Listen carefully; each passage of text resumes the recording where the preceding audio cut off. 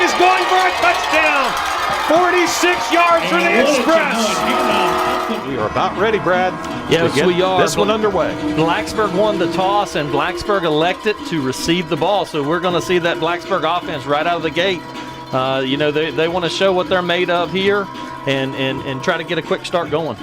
And, Brad, I was here at 5 o'clock starting to get set up, and I was told that Salem fans, which they filled the stands over there, which is no surprise, they were here as early as 4 o'clock today.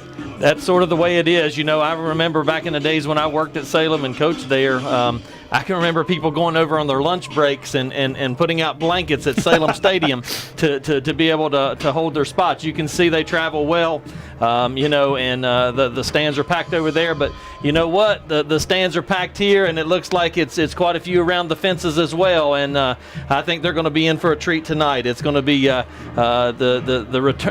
basically the returning 3A and 4A state champions going at it. And just face-to-face, and it's going to be an exciting high school football game. It will indeed.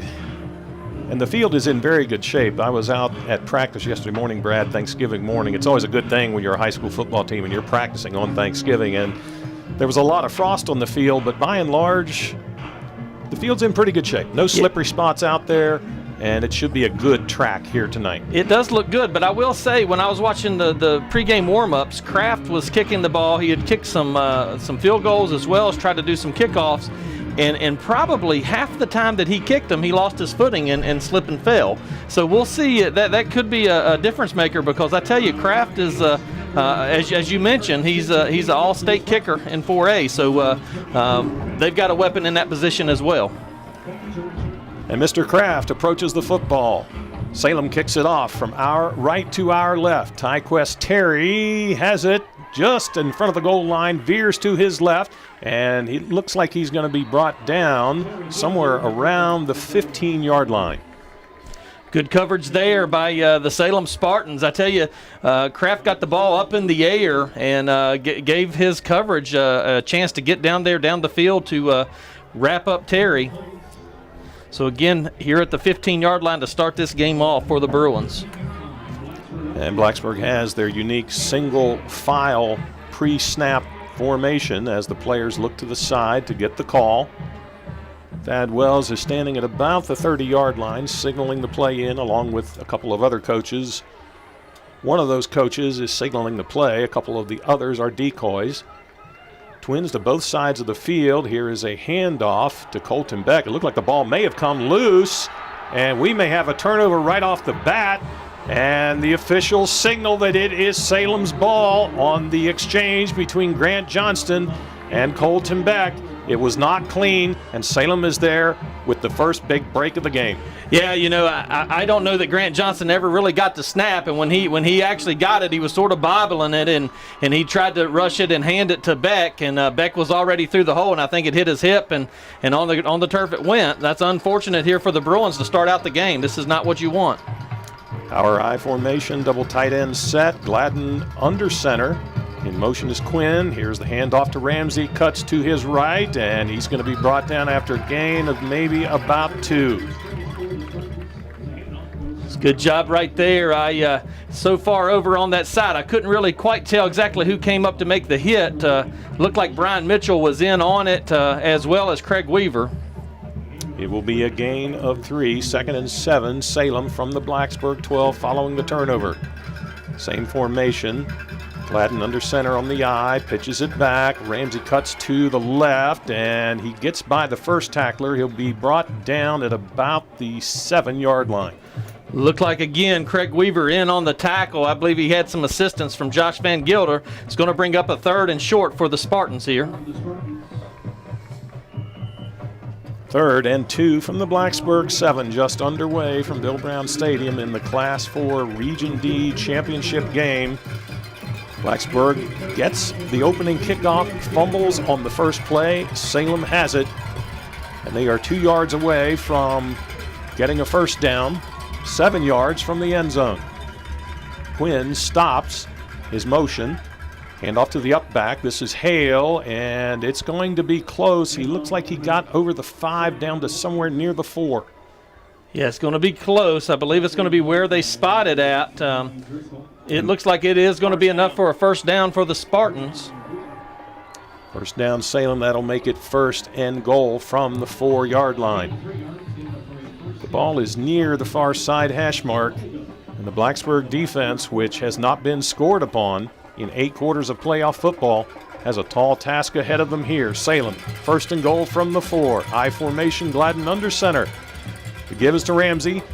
There is one Bruin that hits him early, but Ramsey bounces off, and he bounces into the end zone with 10:08 remaining in the first quarter. Well, Brad, we talked about turnovers playing a big role potentially in this game. It played a very big role right there. Well, it's hard to put the defenses back against the wall. You know, I mean, they had the ball on the 15-yard line, and you have a team as strong and powerful as Salem.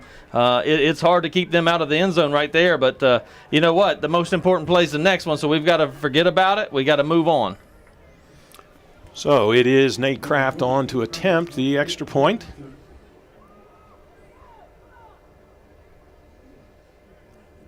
Snap is back. The hold is down cleanly. The kick is up, and that kick is good. So with 10:08 remaining in the first quarter, Salem scores first. They take a 7-0 lead following the turnover on the 15 by the Bruins. You're listening to Bruins football on 101.7 Supersports. I'm Bob Lowe. I've been working for BT. I worked 8.5 years, and then I left for 4.5, and then I've been back about 9 months.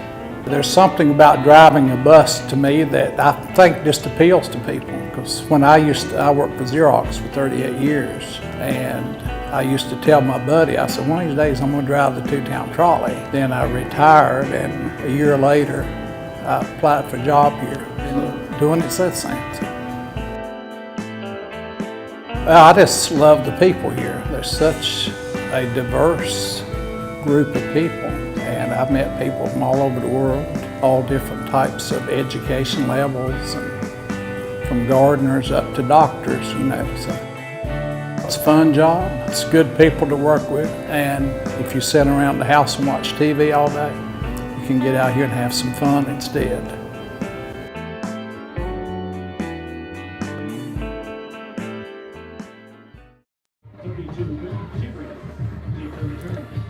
Nate Kraft with the kickoff, and his kickoff will go into the middle of the end zone for the automatic touchback. It was a 4-play, 15-yard drive for the Salem Spartans.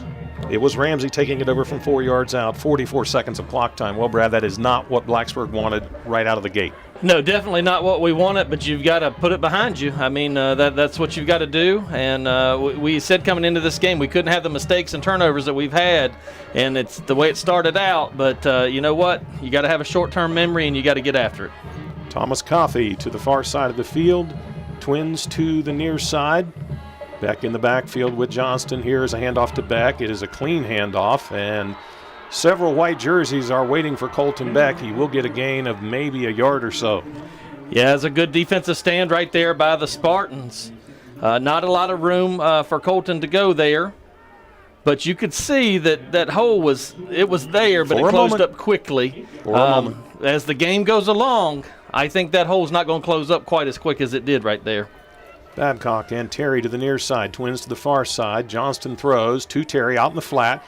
Tries to get past the first tackler. He does not. He was tackled out there by Nathan Delby.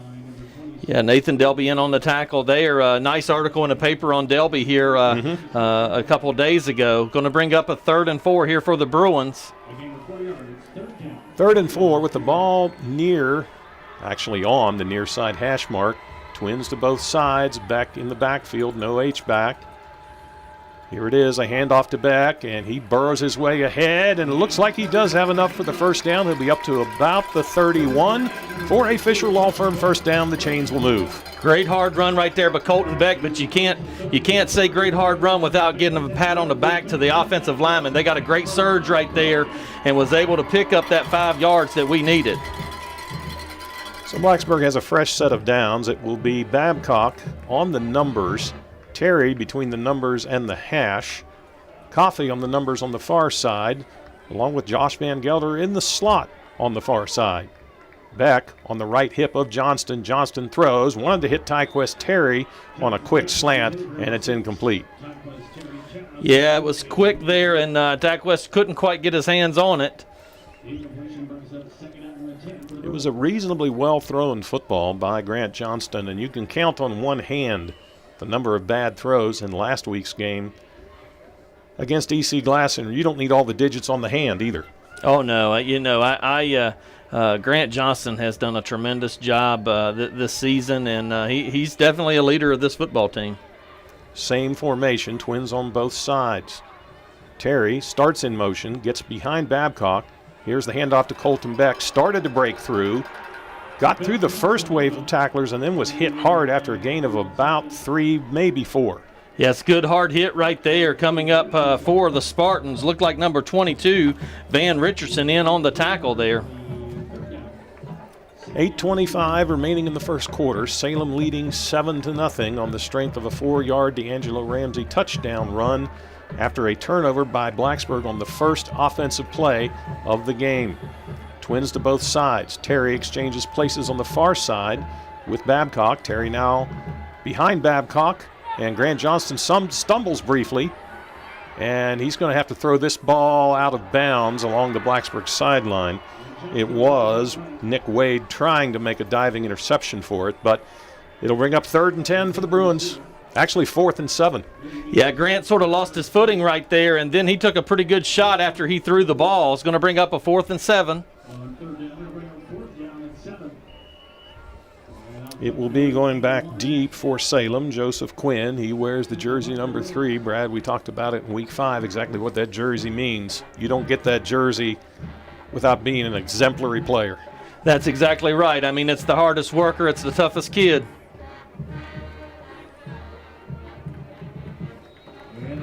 Looks like the Blacksburg Bruins are going to down it. Looks like it's going to be on the 23-yard line of the Spartans. So good kick there by Camden Wise. Good coverage by the Bruins. A 43-yard punt by Camden Wise. That is just what Blacksburg needed. And Salem will start at their own 23 on the far side hash mark. Yeah, we definitely had to flip the field position right there. And now, Brad, it's very important, this Bruins defense, they got scored upon on the last series for Salem. Blacksburg needs to shut the door here. Handoff to the up back, and after a short gain of about 2, he is thrown back. A number of Bruins in on that particular tackle. We'll see who gets up at the bottom, Josh Van Gelder and Cole Epperly. Yeah, those two inside backers doing their job right there. That was just a little trap from that fullback, so 7 and 18 in on the tackle. It will be a gain of 3, 2nd and 7. Tucker to the far side. Looks like alongside him is Delby. Handoff to Ramsey, lowers his head, continues to pound his way forward. He'll be brought down at about the 30 after a gain of 4. Good hard hit right there. Chase Orndorff first in on the tackle, and then cleaned up by Drew Babcock. Brings up a 3rd and 3. And that's going to Ramsey shows you his force right there, and he is a tough kid, and he is a load to bring down. And that's going to be a key tonight, Brad. If they can limit D'Angelo Ramsey to 3- and 4-yard runs rather than those long ones, that will be very critical for Blacksburg. Oh, I think it's huge. You got to keep him within 3 yards of the line of scrimmage. 2 receivers to the right. High formation, Ramsey lowers his head, bulls his way ahead over the 35 up to about, well, maybe not quite to the 36. Let's see where they spot it. They'll spot it right between the 35 and the 36, and that will be a Salem first down. Yeah, it's gonna let them move the chains right there. We've got to be able to tighten up a little bit. This is part of Salem's game plan. I mean, they want to get 3-4 yards, and that's what they want to do. They want to keep the Blacksburg offense off the field. They want to keep their offense on the field. High formation again. We have not seen Jack Gladden in the shotgun yet. 2 receivers to the far side. Here's a pitch back to Ramsey, and he's able to lower his head, keeps his legs moving, and he's up over the 45, near the 46. Well, if you're here at the stadium, you just saw the power running ability of D'Angelo Ramsey. Yeah, he's not going to go down easy, and you gotta, when you stick your nose in there, you better be ready to deliver a blow. And it's the type of thing. Do you want to be the hammer? Or do you want to be the nail? And in D'Angelo Ramsey's mind, he wants to be the hammer, and we've got to be able to change that reaction for him. A pickup of 9, 2nd and 1. The ball right at the 45 on the near side hash. Twins to the far side. Gladden drops back. Tim Ramsey was held something fierce. No flag. The official looked right at it. Yeah, I'm not exactly sure what happened there. It looks like it's going to bring up a 3rd and short for the Salem Spartans. He tried to run, and I think it was Epperly in on the tackle. It looked like Epperly came up with the football, but I assume that they are calling him down before he was able to come up with the ball. It's 3rd and about 6 inches. The line of scrimmage pretty close to right directly in front of us. Tight formation, handoff. Ramsey lowers his head, and he will bowl his way forward up to about the 47-yard line. Actually, I believe that was the fullback that was in on that carry right there. Looked like Tay Hale, number 7. Looks like there's a Spartan that's down. There is an injured player for the Spartans, and he is holding, looks like his left knee. Or is that his right knee? The way he's contorted, Brad, I can't tell. I think it's his right knee. I believe it's number 63, DeJon Cardwell, who is a big-time player for them. 6 foot, 265-pound junior. While he's being tended to, we will take a brief timeout. You're listening to Bruins football on Super Sports 101.7.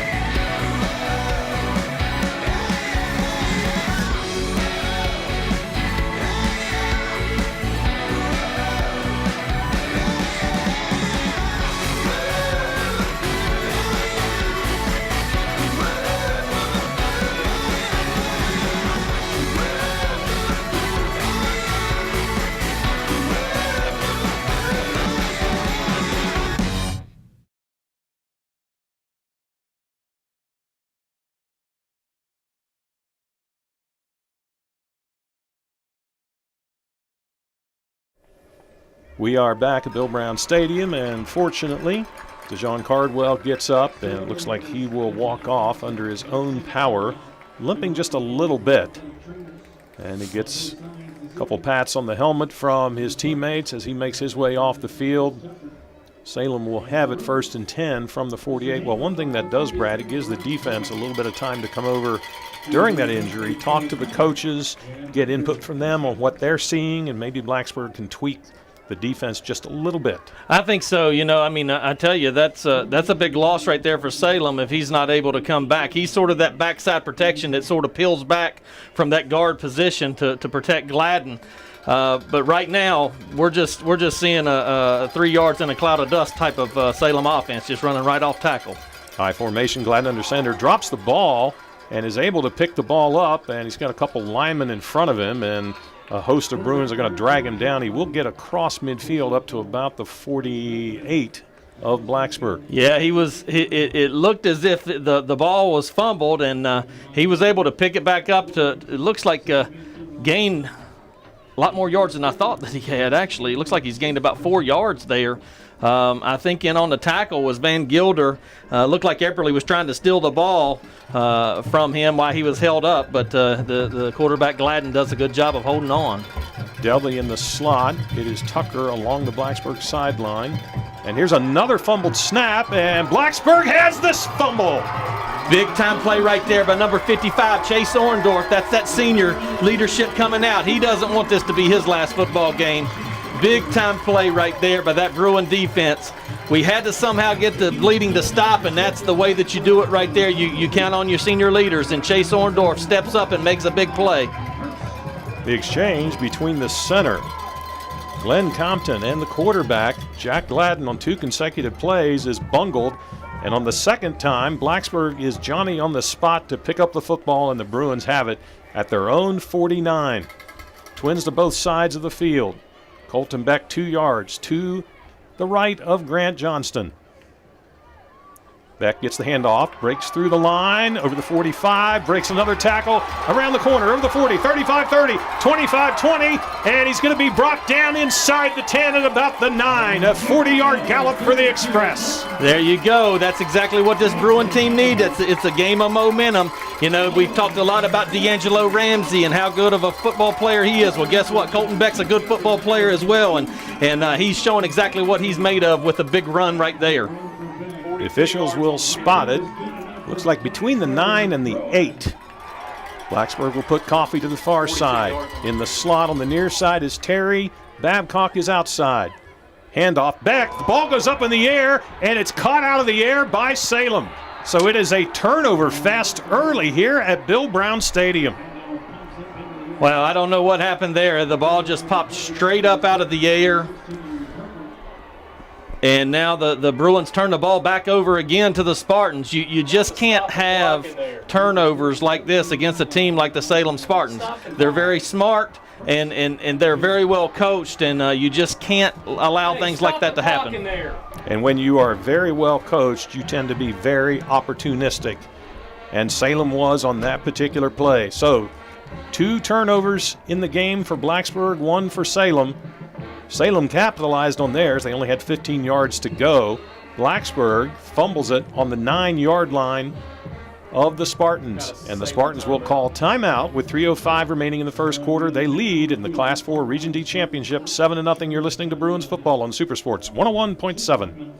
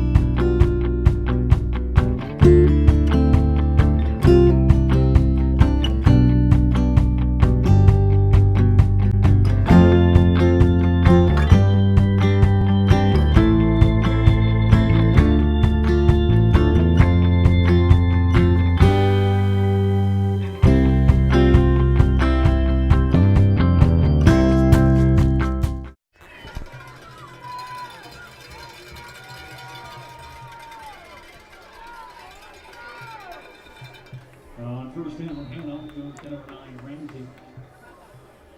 Up the middle, along the right side. Tackles made just shy of the 20-yard line. Right about the 19. It is a 6-yard run by D'Angelo Ramsey on the first offensive play for Salem following the turnover by Blacksburg. 2nd and 4 at the 19 of Salem. Tucker splits out wide along the Salem sideline. I formation. Delby in motion to the near side. Handoff to the up back. Big hole. Plenty of room. Up to about the 30-yard line goes Hale. Well, that's a big first down. They're just moving the chains right there.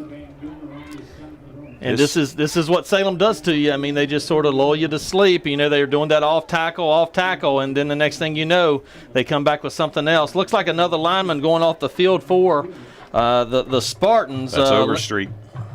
The left guard, Braden Overstreet. He's a little bit banged up. In fact, he's not able to put as much weight on his foot as Cardwell was when he went off just a few minutes ago.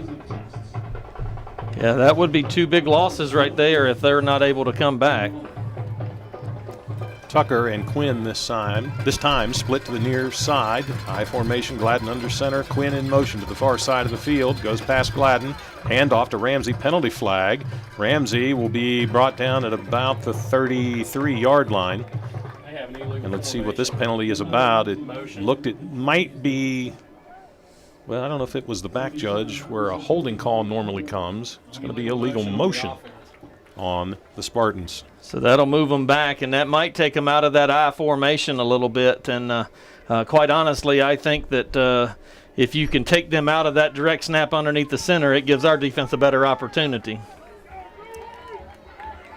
That will make it 1st and 15. The nose of the football right on the 25-yard line on the far side hash mark.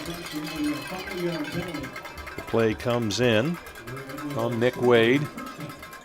Salem breaks the huddle. I formation again. The receivers are to the far side of the field.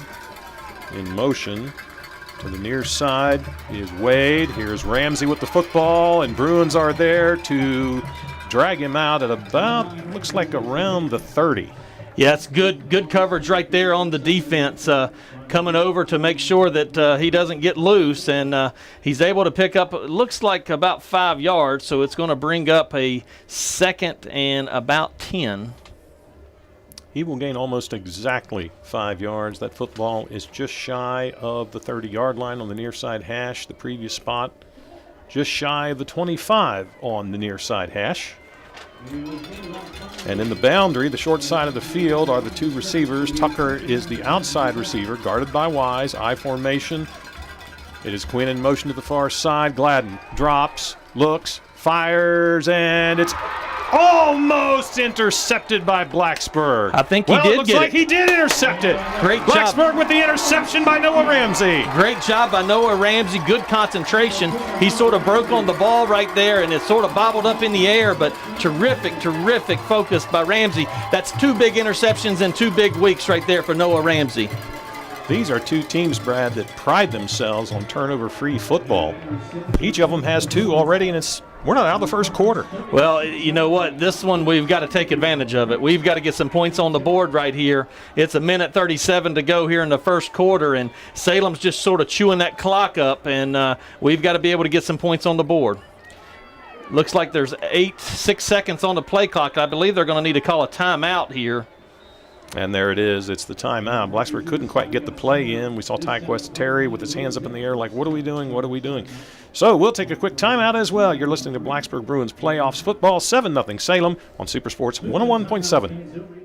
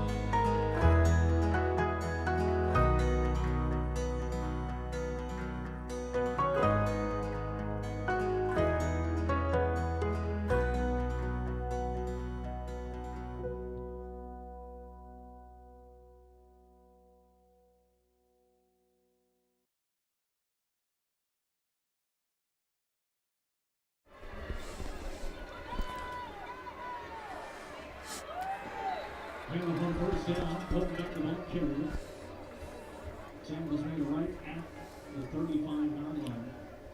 Following the timeout, it is a 1-yard gain for Colton Beck on 1st and 10. That makes it 2nd and 9 from the Salem 35. 7-0 Salem leading, 1:15 remaining in the first quarter of play.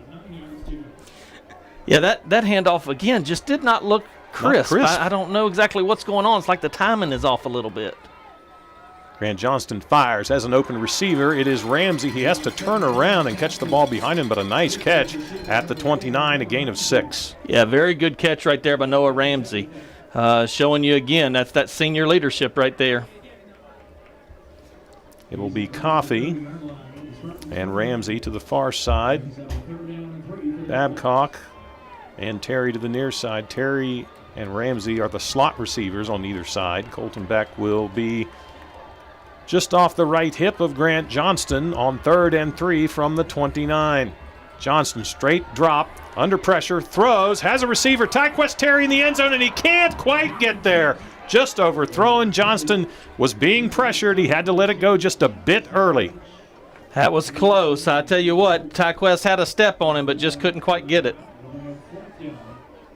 That will bring up 4th and 3. And Blacksburg will keep the offense on the field. A big play here. 4th and 3 for the Bruins from the Salem 29. The ball on the near side hash mark. Coffey and Ramsey to the far side of the field. Van Gelder and Babcock to the near side of the field. Beck to the right side of Johnston. Johnston drops. Now he's going to have to run for it. He might have some room. He has Josh Van Gelder open at the 10, at the 5, and he's going to be brought down at the 3-yard line. Great job right there by Grant Johnston, buying some time with his feet, and Josh Van Gelder doing exactly what he needs to do. Every receiver's taught that once you get in the open space and there's pressure coming, you either come back to the quarterback or you find some open space, and that's exactly what Josh did, and all Johnston had to do was just lob it right to him. And good mental control, Brad, by the Blacksburg offensive line not to be an ineligible downfield. It looked like maybe Grant Johnston would scramble for it. 1st and goal from the 3. Handoff. Colton Beck is into the end zone for the touchdown, and Blacksburg is a PAT away from tying it up. That's what we needed right there. We needed to capitalize on that turnover, that interception by Gladden, and now the Bruins have done that. So big-time play by the quarterback Johnston to Van Gelder to lead up the score for Colton Beck on a 3-yard touchdown run. And that will be the final play of the first quarter. Of course, the PAT will be attempted technically in the first quarter, but the clock has hit 3 zeros, and if Camden Wise converts his 50th PAT of the season, it will be a tie at 7-all. He takes 3 steps back, 3 to his left, out of the hold of Chaz Sheeler. It is down, and it is blocked. It is blocked by Salem. So Blacksburg does not tie it up.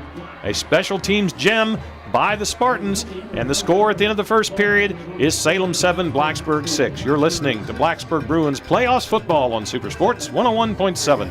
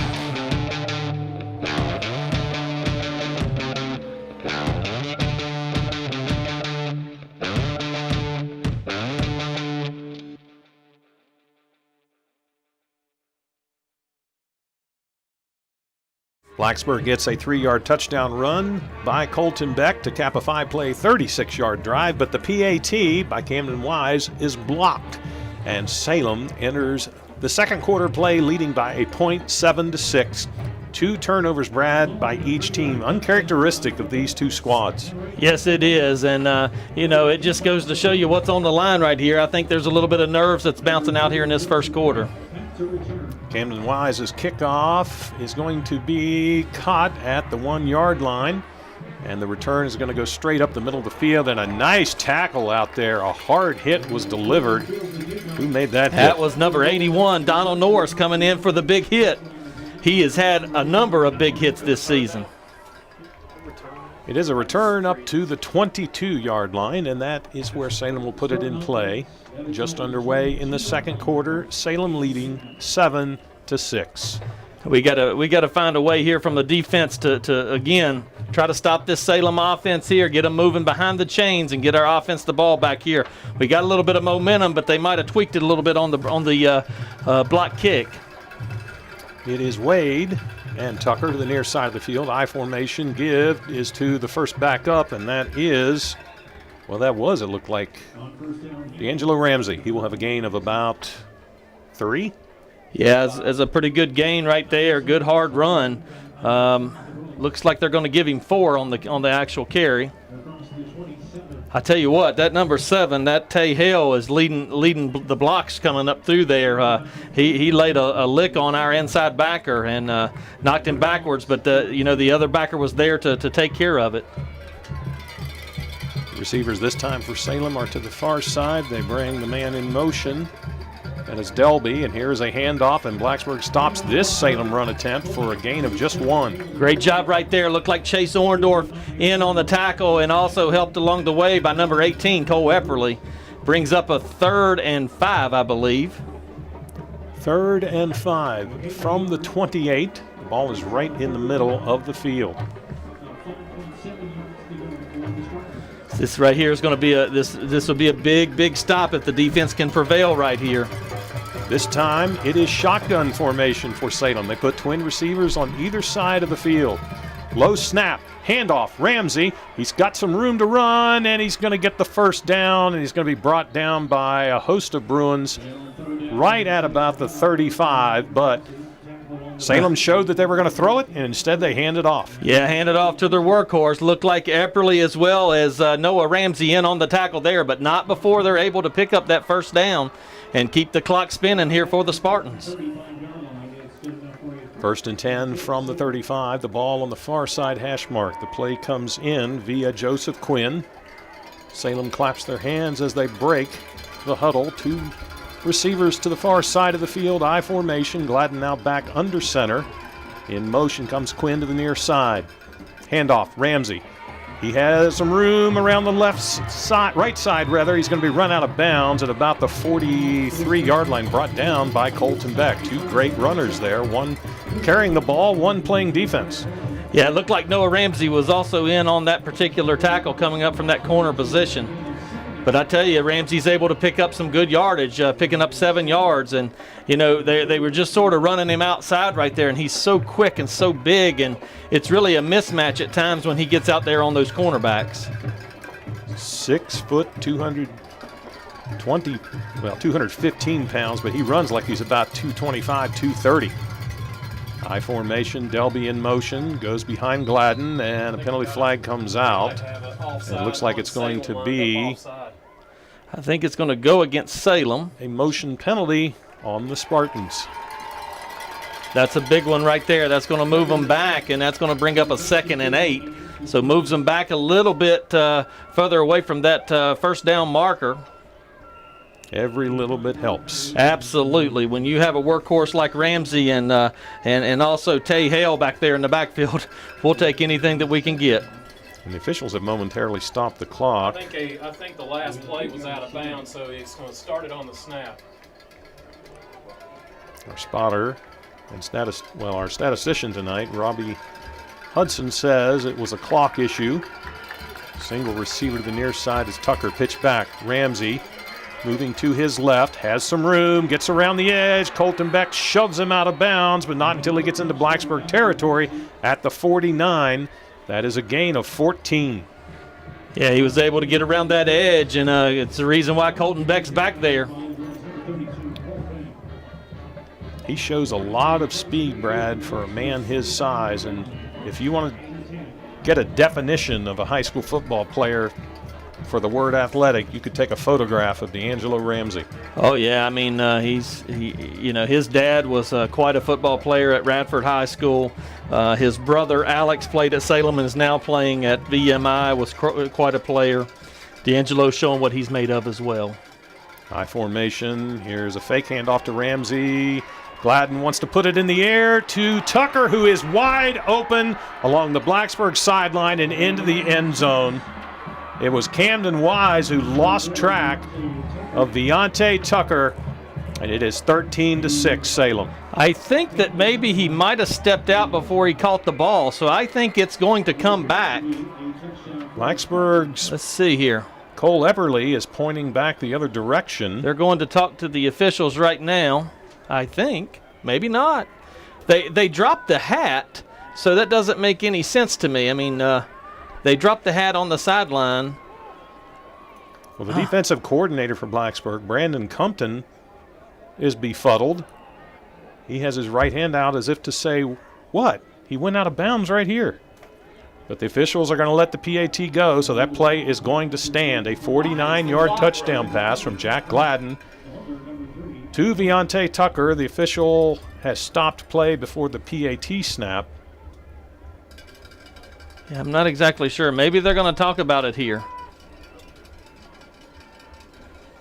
The officials are huddling between the 5 and the goal line. A rather strange sequence. Well, definitely a strange sequence. I mean, you know, when an official marks it, he's saying that he was out of bounds, basically. And I think what ended up happening is he was out of bounds, then came back in to catch the football. Which would make him an ineligible receiver. Exactly. So it looks like the officials are huddling and trying to get it figured out. They're taking quite a lot of time to get this figured out. Yeah, this is a crucial play right here. I mean, you know, you got a 7-6 ball game, and then you tack a touchdown on it. It's a questionable call. You know, you want to try to get this figured out. The discussion looks like it's close to breaking up. It looks like the official is coming over to discuss with the head coach of the Bruins. It is Chris Lucas, Brandon Compton, and Thad Wells. And the referee is coming over to talk to time on the clock. Blacksburg. It is a time on the clock issue, not a matter of whether or not the receiver went out of bounds. Well, you rarely will see Camden Wise lose track of a receiver like that. But Viante Tucker got behind him by about 10 yards. Yeah, he just sort of slid out into open space right there. 13-6. Nate Kraft tries to make it 14-6. A bit of a high snap. A good job by the holder. And that PAT is good. So Salem stretches its lead to 14-6 over Blacksburg. 9:45 remaining in the first half. You're listening to Bruins Playoffs Football on Supersports 101.7. So have you applied for any jobs yet? Nah, I'm just gonna sit all day. So am I.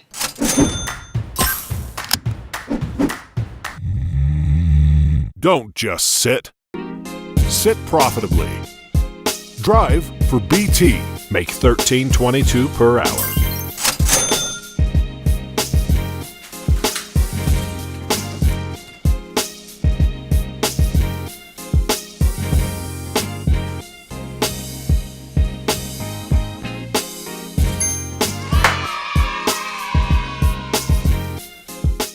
A 6-play, 78-yard drive is capped by a 49-yard touchdown pass from Jack Gladden to Viante Tucker, and here is the kickoff from Nate Kraft, and it will go into the end zone for the touchback. Well, Brad, we have people listening to Bruins football all over the country tonight with people visiting family for Thanksgiving. A couple friends of mine, Brad Ewing and his son Major, listening tonight up in Rochester, New York. And I'm sure there are a lot of fans listening to Bruins football tonight in places we normally aren't listened to. Absolutely. Well, this is a big-time game, and two big-time high school football teams going at it right here.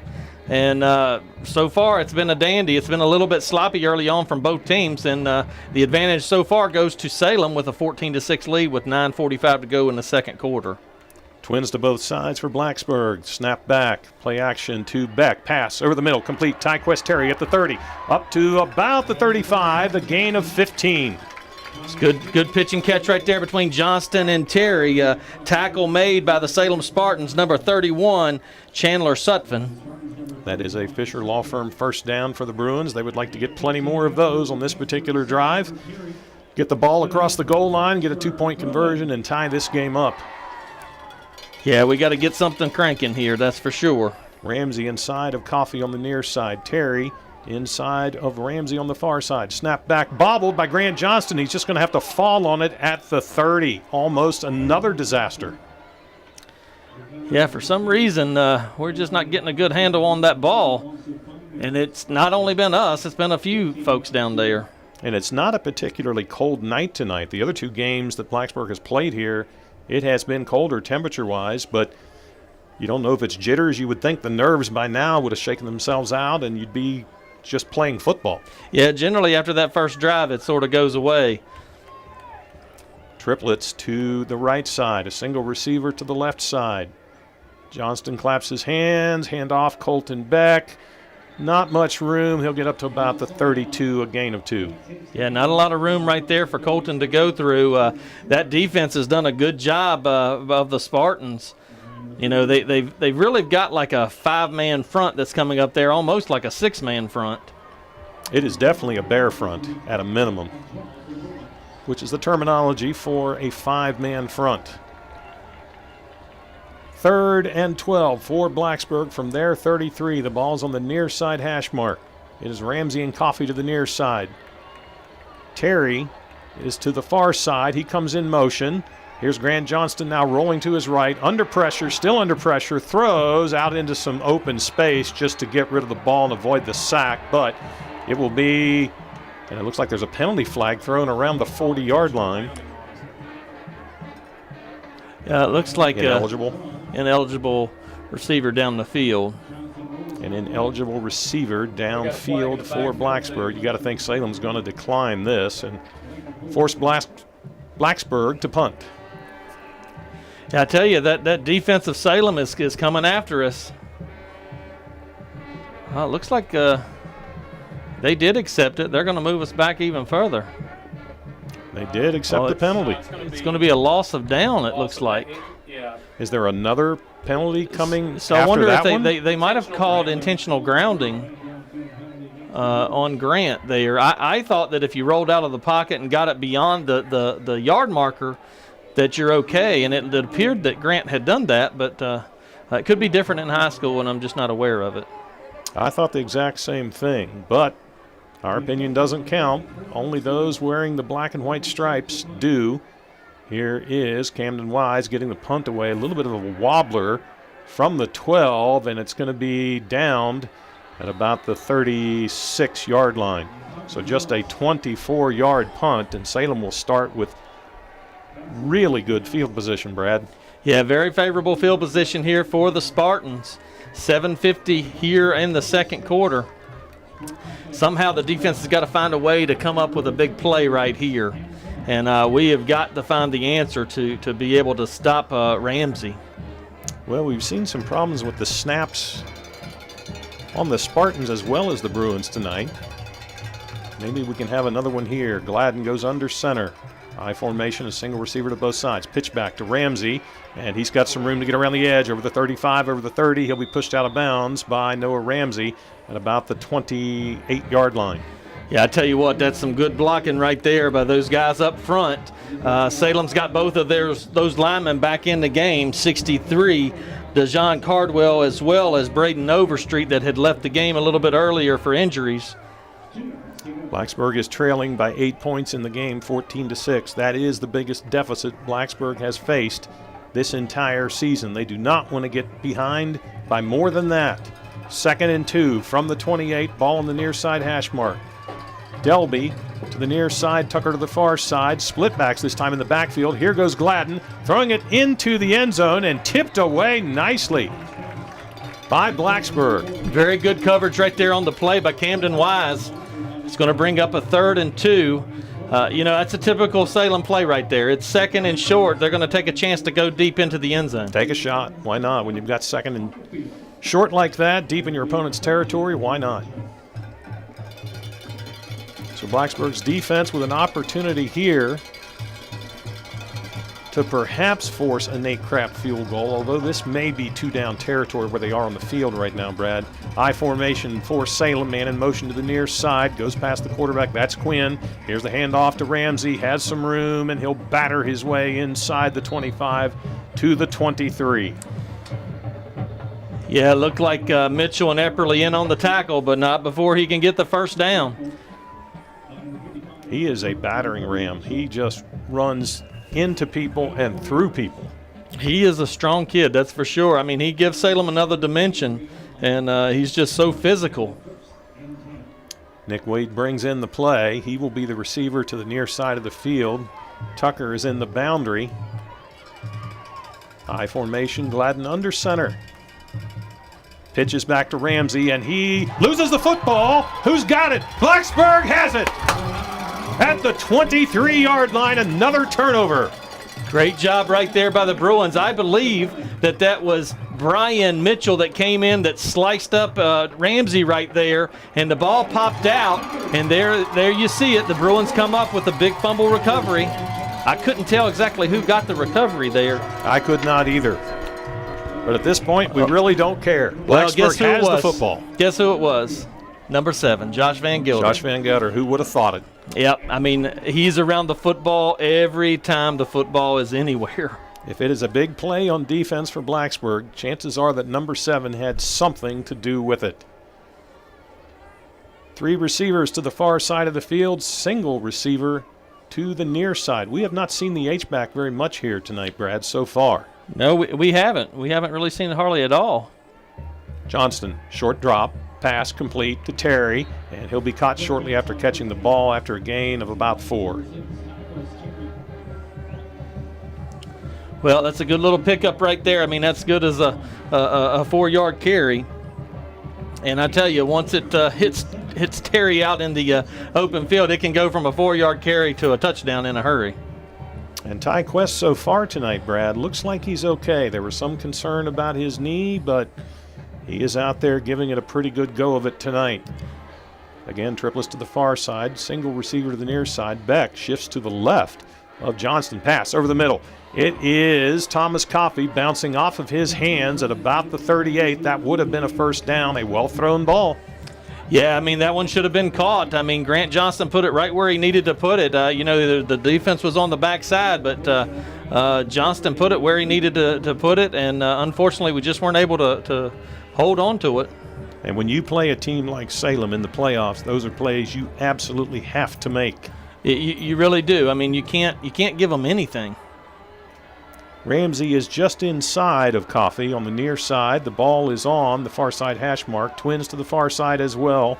Beck, as usual, to the right of Johnston. Terry comes in motion.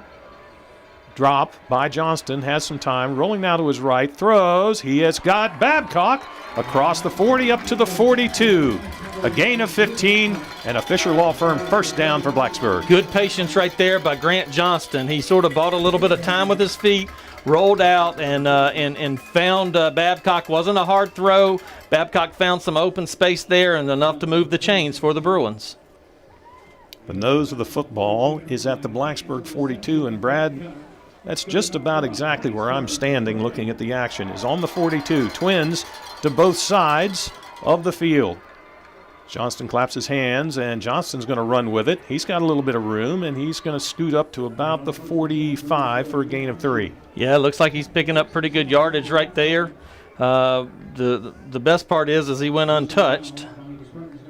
The officials have stopped the clock.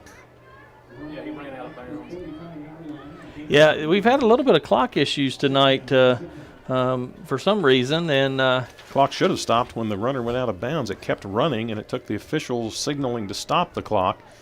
Let's see if they put some time back on the clock. Doesn't look like they are. Looks like they're going to go with it. Twins to both sides. Again, Beck is to the right of Johnston, who claps his hands, has the snap.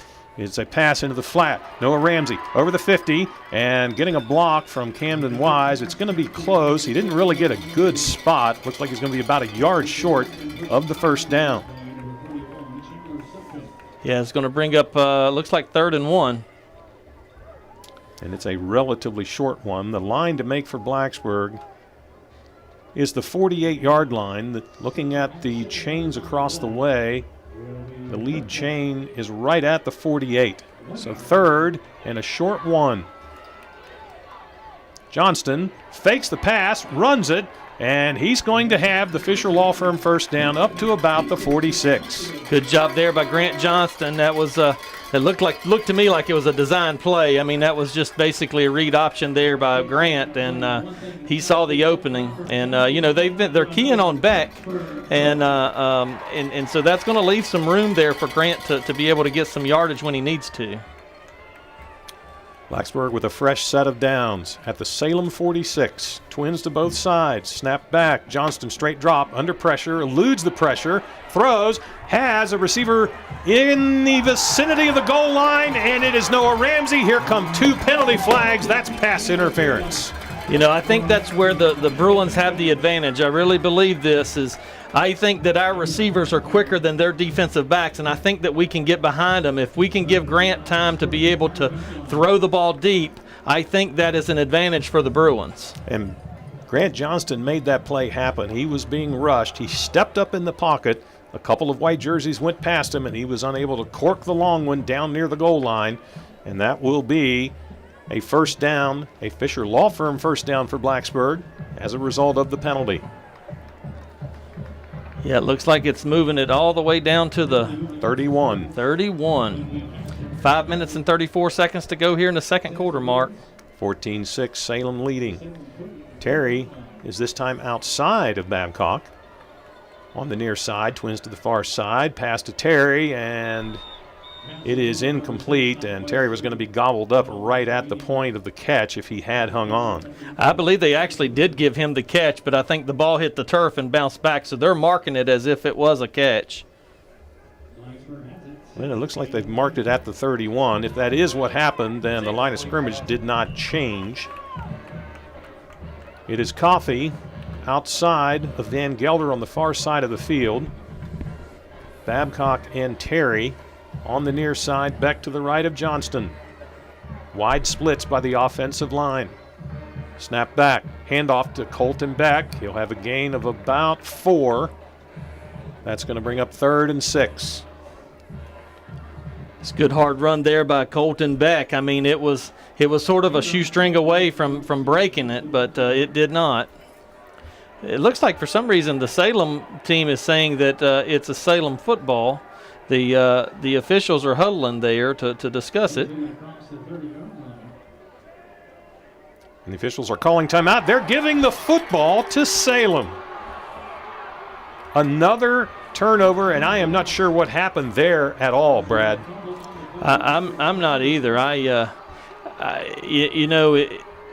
saw the players of Salem motioning like they had the ball, but I don't know. I'm speechless, to be honest with you.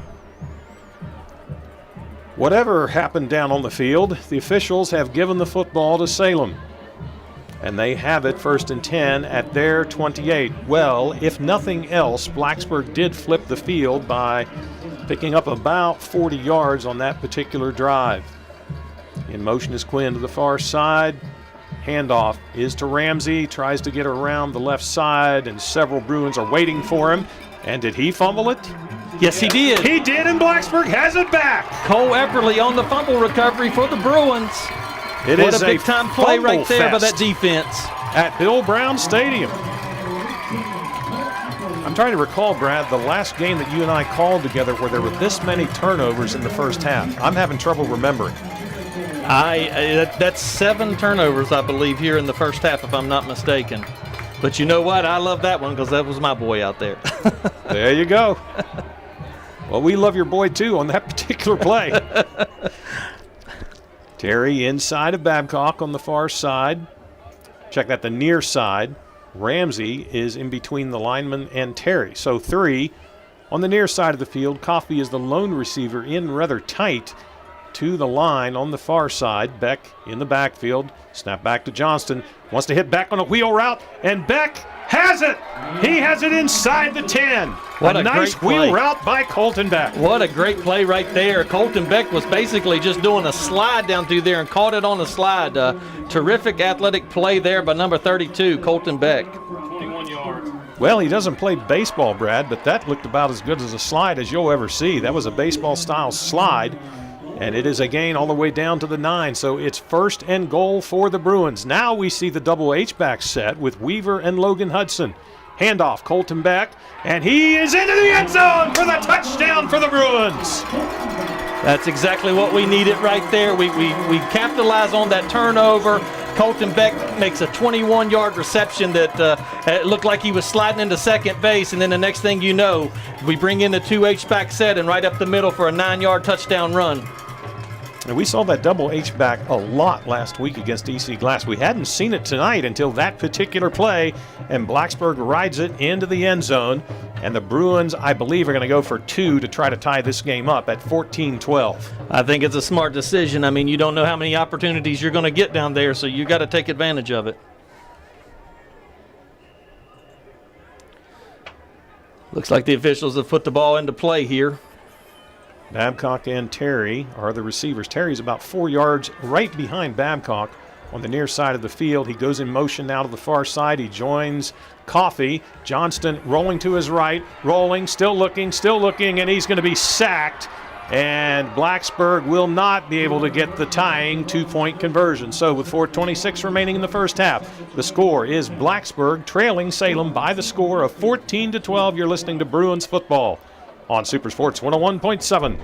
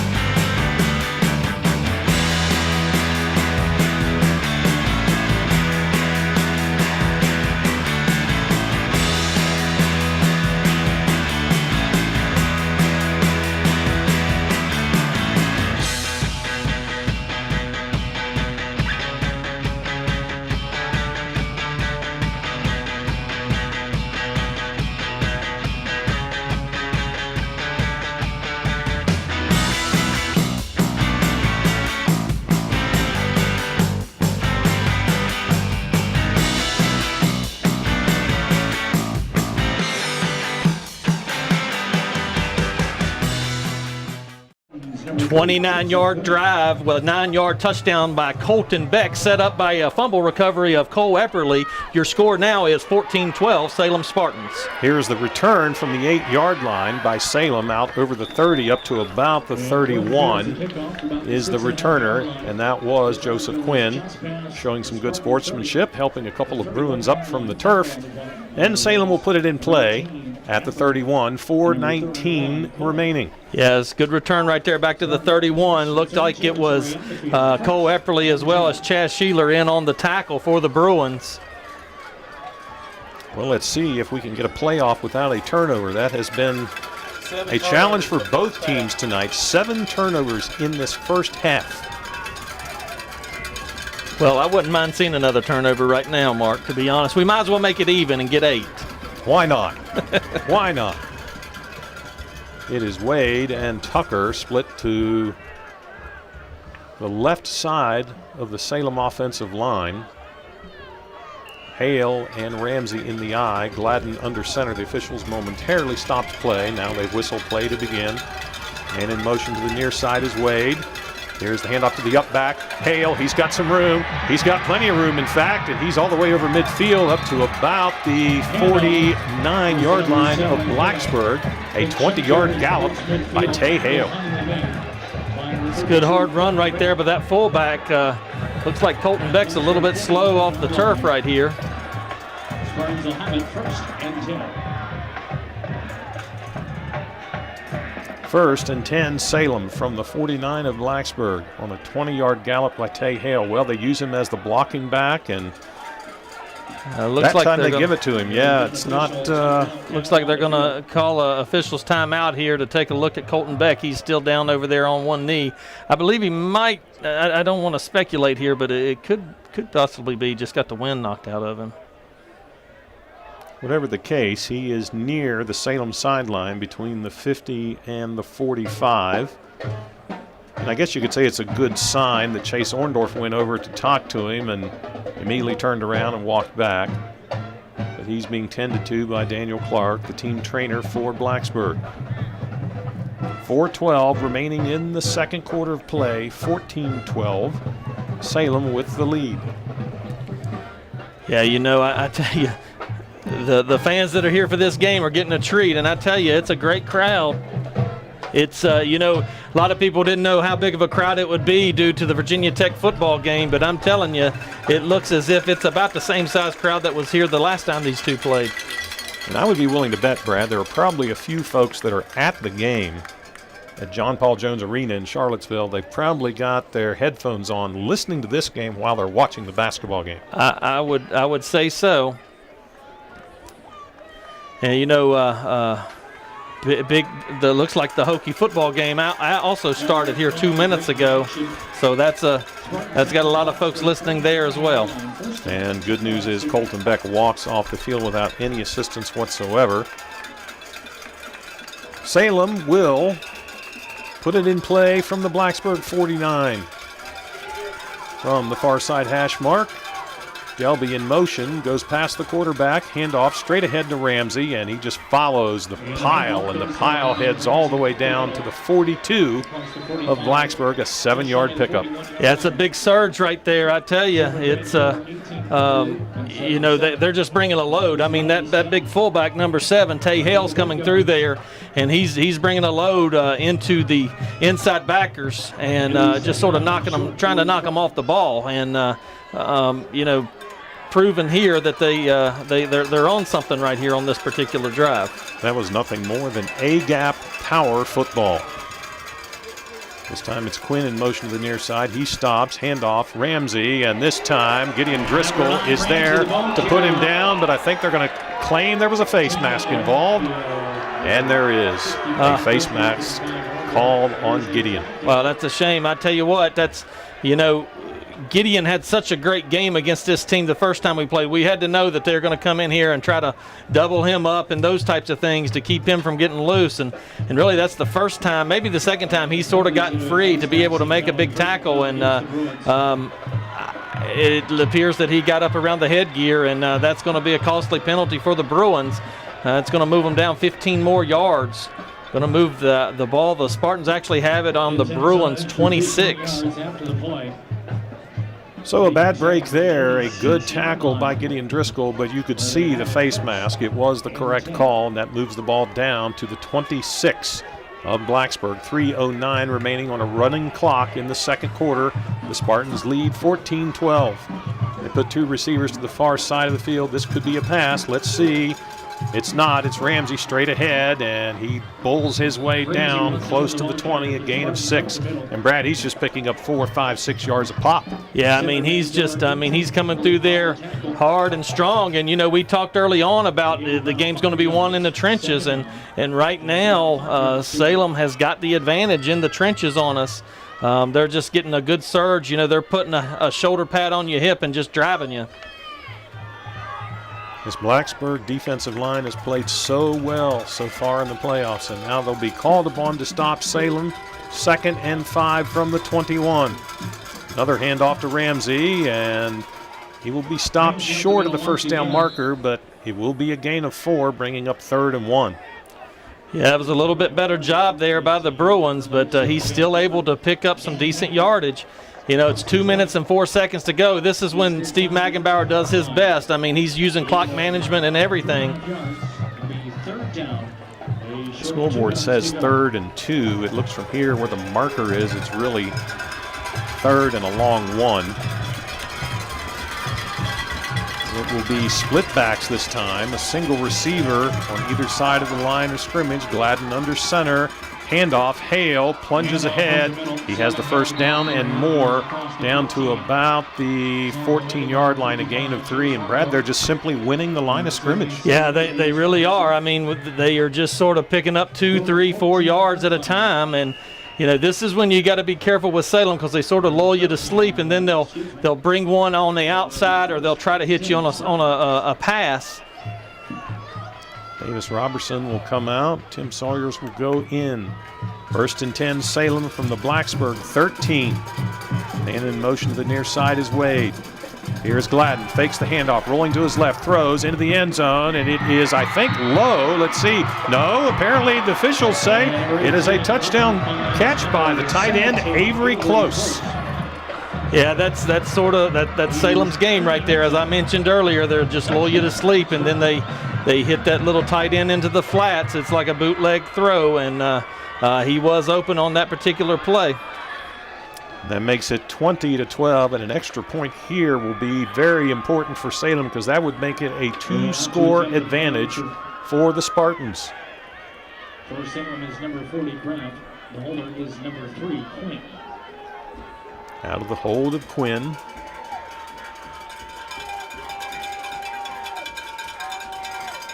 The kick is up, and the kick is good, so Salem extends its lead over Blacksburg to 21-12 with 1:04 remaining in the second quarter. You're listening to Blacksburg Bruins Playoffs Football on Supersports 101.7.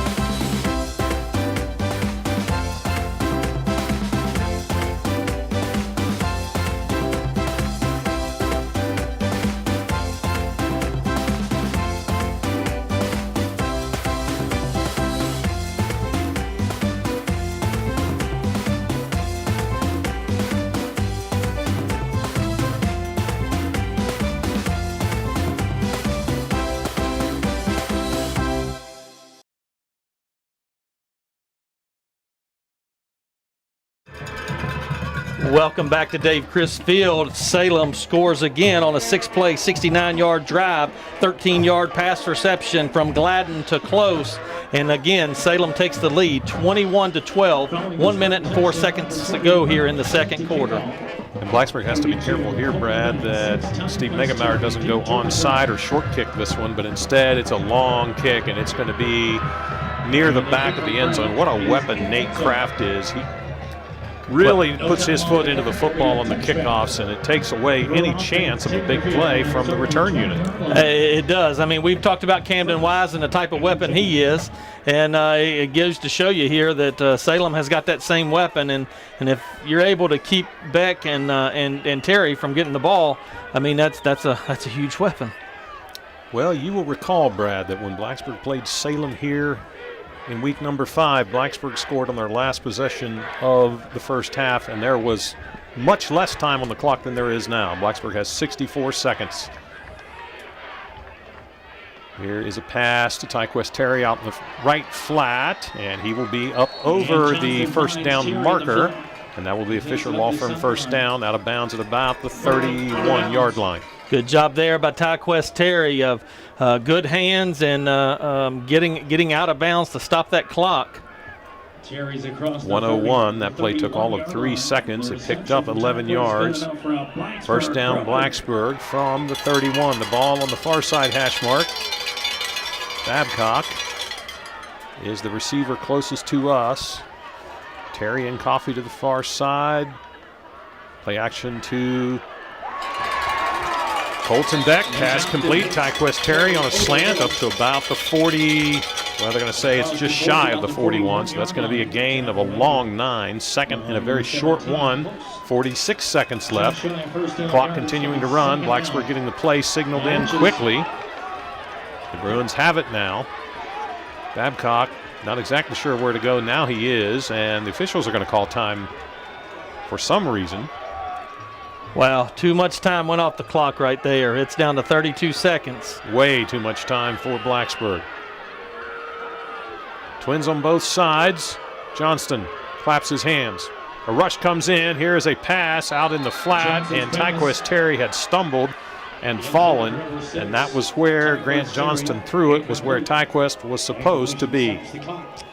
Yeah, Grant took a pretty good shot right there. It's going to bring up 3rd and 1. Blacksburg still has 2 timeouts remaining. The key thing here for Blacksburg is to get the first down, to get a fresh set of downs. They have half a minute remaining. We may see Colton Beck on a carry just to get that first down and then a quick timeout.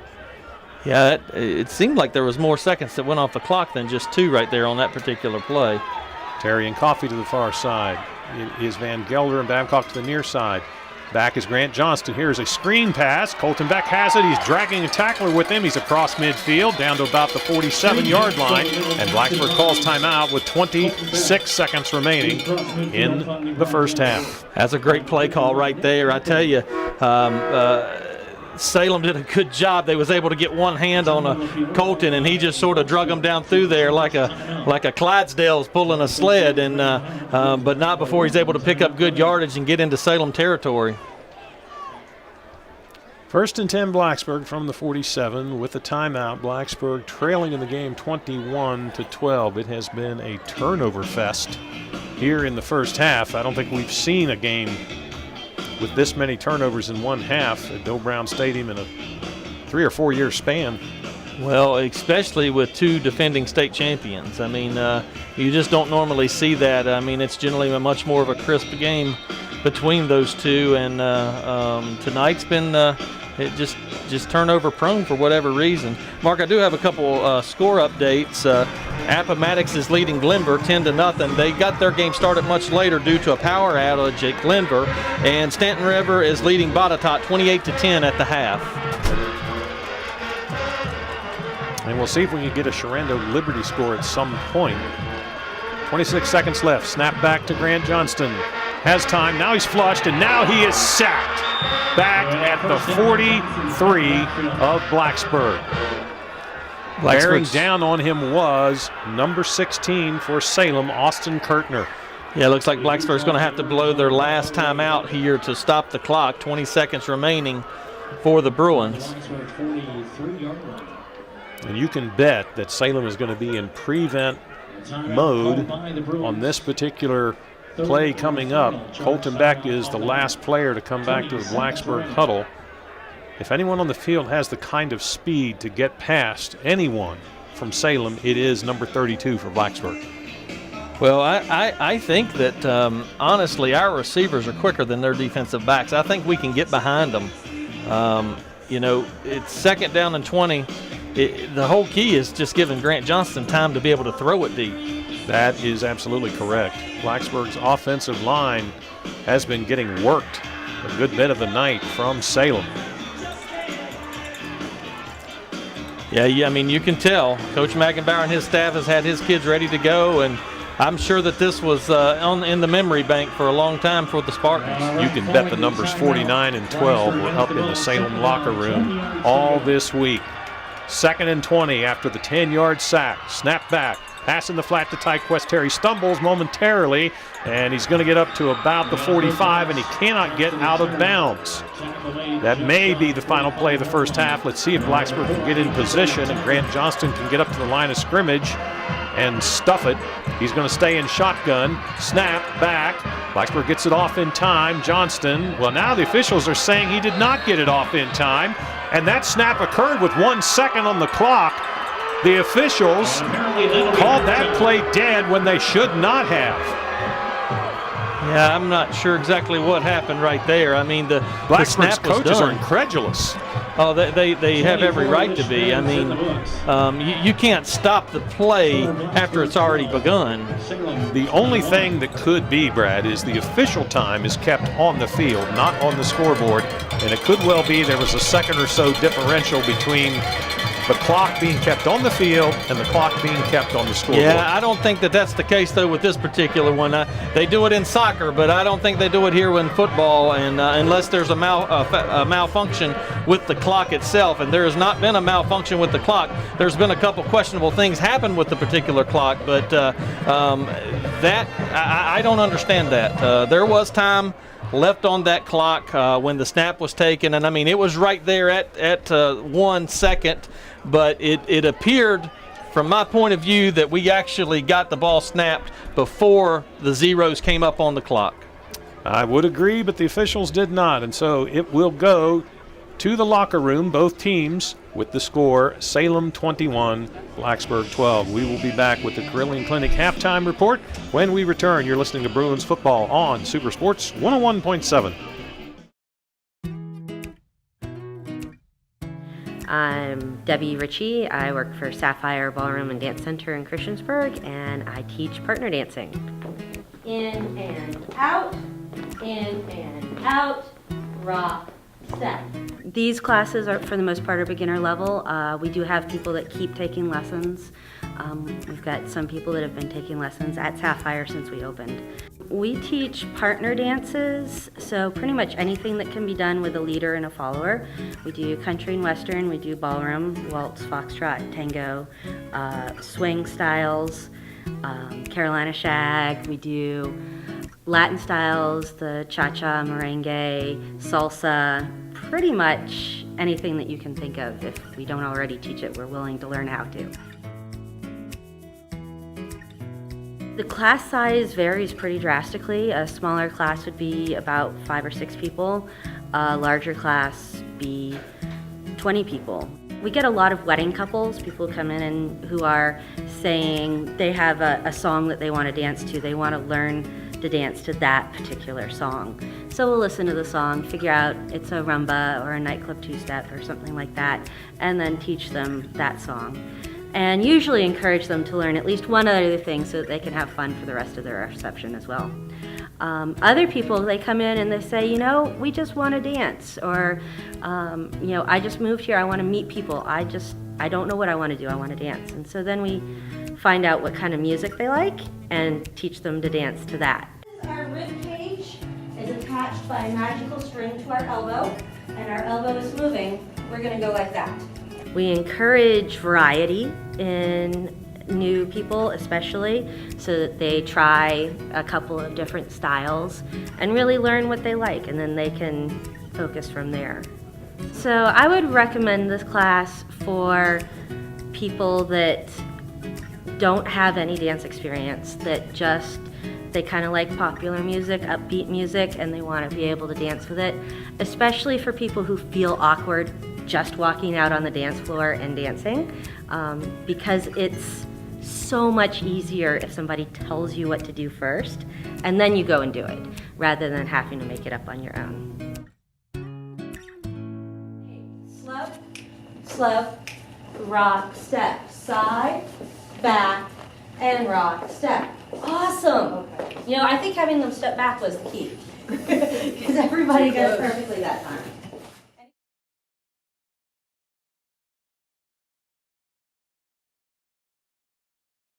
The second half of play about to get underway. Salem leading Blacksburg 21-12 in the Class 4 Region D championship game here at Bill Brown Stadium. It will be Blacksburg kicking off from our right to our left.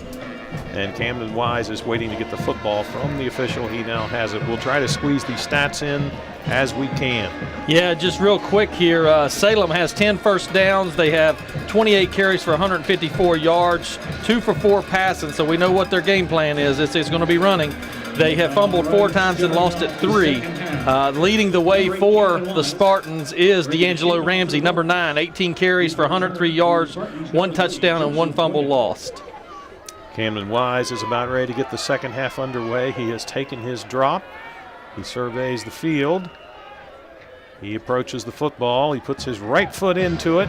And this kick will be returned at the 2-yard line. It is Hale, and he heads to the left. No, check that, it's Quinn. And he's going to be brought down at about the 23-yard line. Good job right there. Looks like Drew Babcock in on the tackle along with Josh Van Gilder. So pretty good coverage there by that Bruin kickoff team. Well, let's see, Brad, what kind of adjustments Blacksburg's defense has made at halftime. Quickly here for the Bruins. The Bruins also have 10 first downs. Rushing yards, we've got 65. Passing, we're 12 for 17 for 131 yards for a total of 196 yards. Quite honestly, we're pretty well balanced between us and Salem. We also fumbled 4 times and lost 3. 2 penalties for 35 yards. Split backs this time behind the quarterback Gladden, under center. Single receiver to either side. This is Tucker in motion coming around the backs. Handoff to the up back.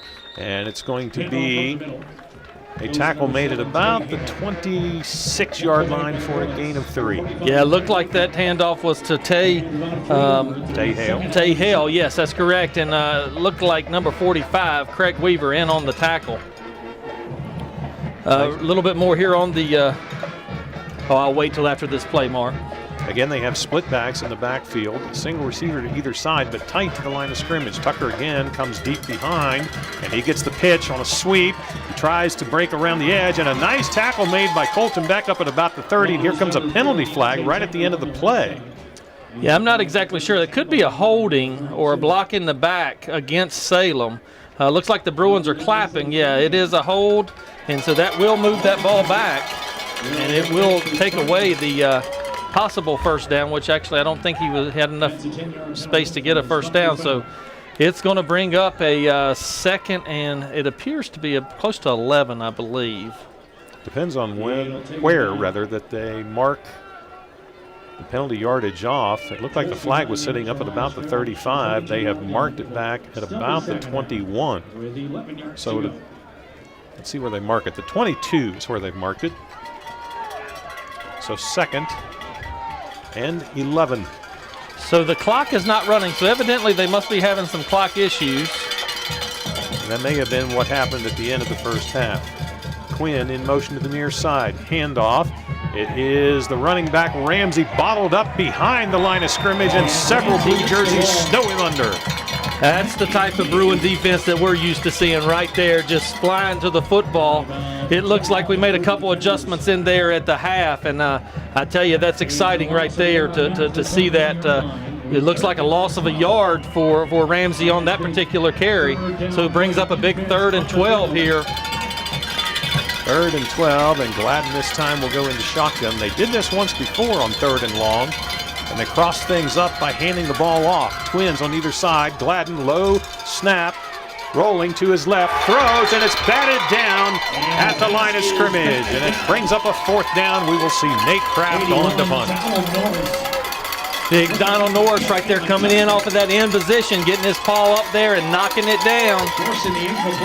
And that's a momentum getter right there for this Bruin team. It looks like Tyquest Terry along with Colton Beck back deep for the Bruins. And you've said it many times throughout the season, Brad, and I wholeheartedly agree. That first series of the 3rd quarter is a tone setter, and if that's any indication, Blacksburg's defense has set a tone. Terry and Beck standing at their own 45. Here's the kick away from Kraft. Boy, is it a beauty. Tyquest Terry with the fair catch at about the 41. Good job there by Tyquest going and securing the football. He knew that the coverage was there. You know, I mean, that's a great punt by Kraft. I mean, he gets a lot of hang time there and allows those Spartans to get down on them, but gives the Bruins favorable field position here at about the 41-yard line. It's a 38-yard punt by Nate Kraft, and you said it, Brad, that punt had hang time galore on it. So just to recap here a little bit, Colton Beck is leading the Bruins rushing with 10 rushes for 71 yards and 2 touchdowns. And Grant Johnson is 12 of 17 for 131 yards. Grant Johnston with a pass out into the flat on the right side, complete to Thomas Coffey up at about the 46. Yeah, good pickup right there. Good throw by Johnson, and a good job by Thomas Coffey coming up with the ball. Looks like a pickup of 5 yards. Mike West Terry stands between the hash and the sideline on the near side. Babcock and Coffey on the far side of the field. Logan Hudson is the single H-back. Terry being guarded by Tucker. Handoff, Colton Beck has room. Here he goes. Colton Beck is going for a touchdown. 46 yards for the Express. 21-18. Great job right there. Opened up the hole. There was a little bit of a change right there, I think, for the Bruins. Colton had started up, lined up on the right-hand side of Grant Johnson, and he moves to the left-hand side. And basically that read dive that they've been giving to the left-hand side of the offense, they take it back to the right side, and he goes through it. I will say, though, he sort of slowed up right there at the end zone, and the Tucker kid come from behind and tried to knock the ball loose. We got to make sure that we secure that going into the end zone. Chaz Sheeler will hold for the extra point attempt. Snap back. Here's the kick up by Camden Wise. It hits the left upright, and it is no good. It drilled the left upright. It is still wobbling. So the score remains 21-18. I tell you what, though, that was quick work by the Bruins offense right there. It just took a few plays to get in. It was 2 plays, 59 yards, and Colton Beck with the 54-yard touchdown run to bring the Bruins back within striking conditions here. It was the other 46. Well, the defense set the tone, Brad, early with that particular stop on Salem. Then the offense capitalizes. However, the extra point is no good, and it is a 3-point differential. That could prove critical, Brad. 2 very good kickers in this game, and it may come down to who has possession last, and it may be a field goal attempt for either a win or a tie. Well, it very well could. I mean, Salem is getting tremendous penetration right there on those extra points. And, I think that Camden had to rush it a little bit, and that's probably why it sort of hooked a little bit on him and hit the upright. So the score is 21-18. We do not know how much time is remaining in the third quarter because the scoreboard clock is frozen at 3 zeros. Yeah, that's a tough thing. We'd like to be able to let you know how much time is. We'd like to know how much time there is. And here is Camden Wise putting his foot in this kick, and a little bit of anger maybe about what happened on that PAT. This one is at the midpoint of the end zone for the automatic touchback. Yeah, it's a good, strong kick right there by Camden, and we needed that touchback right there. It basically makes for the Spartans to start at the 20, and they've got to go 80. And, the first series here of the Blacksburg Bruins defense was pretty special right there. Let's see if they can pick up again. 1st and 10, Salem. From the 20, after the touchback. They put 2 receivers to the far side. I formation, Gladden under center. Quinn comes in motion, pitch back, Ramsey, and he gets a block. Blacksburg thinks it was a hold, and Ramsey is up over the 30 to about the 32-yard line. Yeah, I mean, I couldn't really tell. Number 3, we've talked about the number 3. I mean, it was a good block. He could have had a little bit of jersey there, but the officials did not think that was the case, and it very well could have been just a good block as well. So it's a first down for Salem on the near side hash mark. The nose of the football not quite touching the 32-yard line. Tucker deploys to the near side, close to the Blacksburg sideline.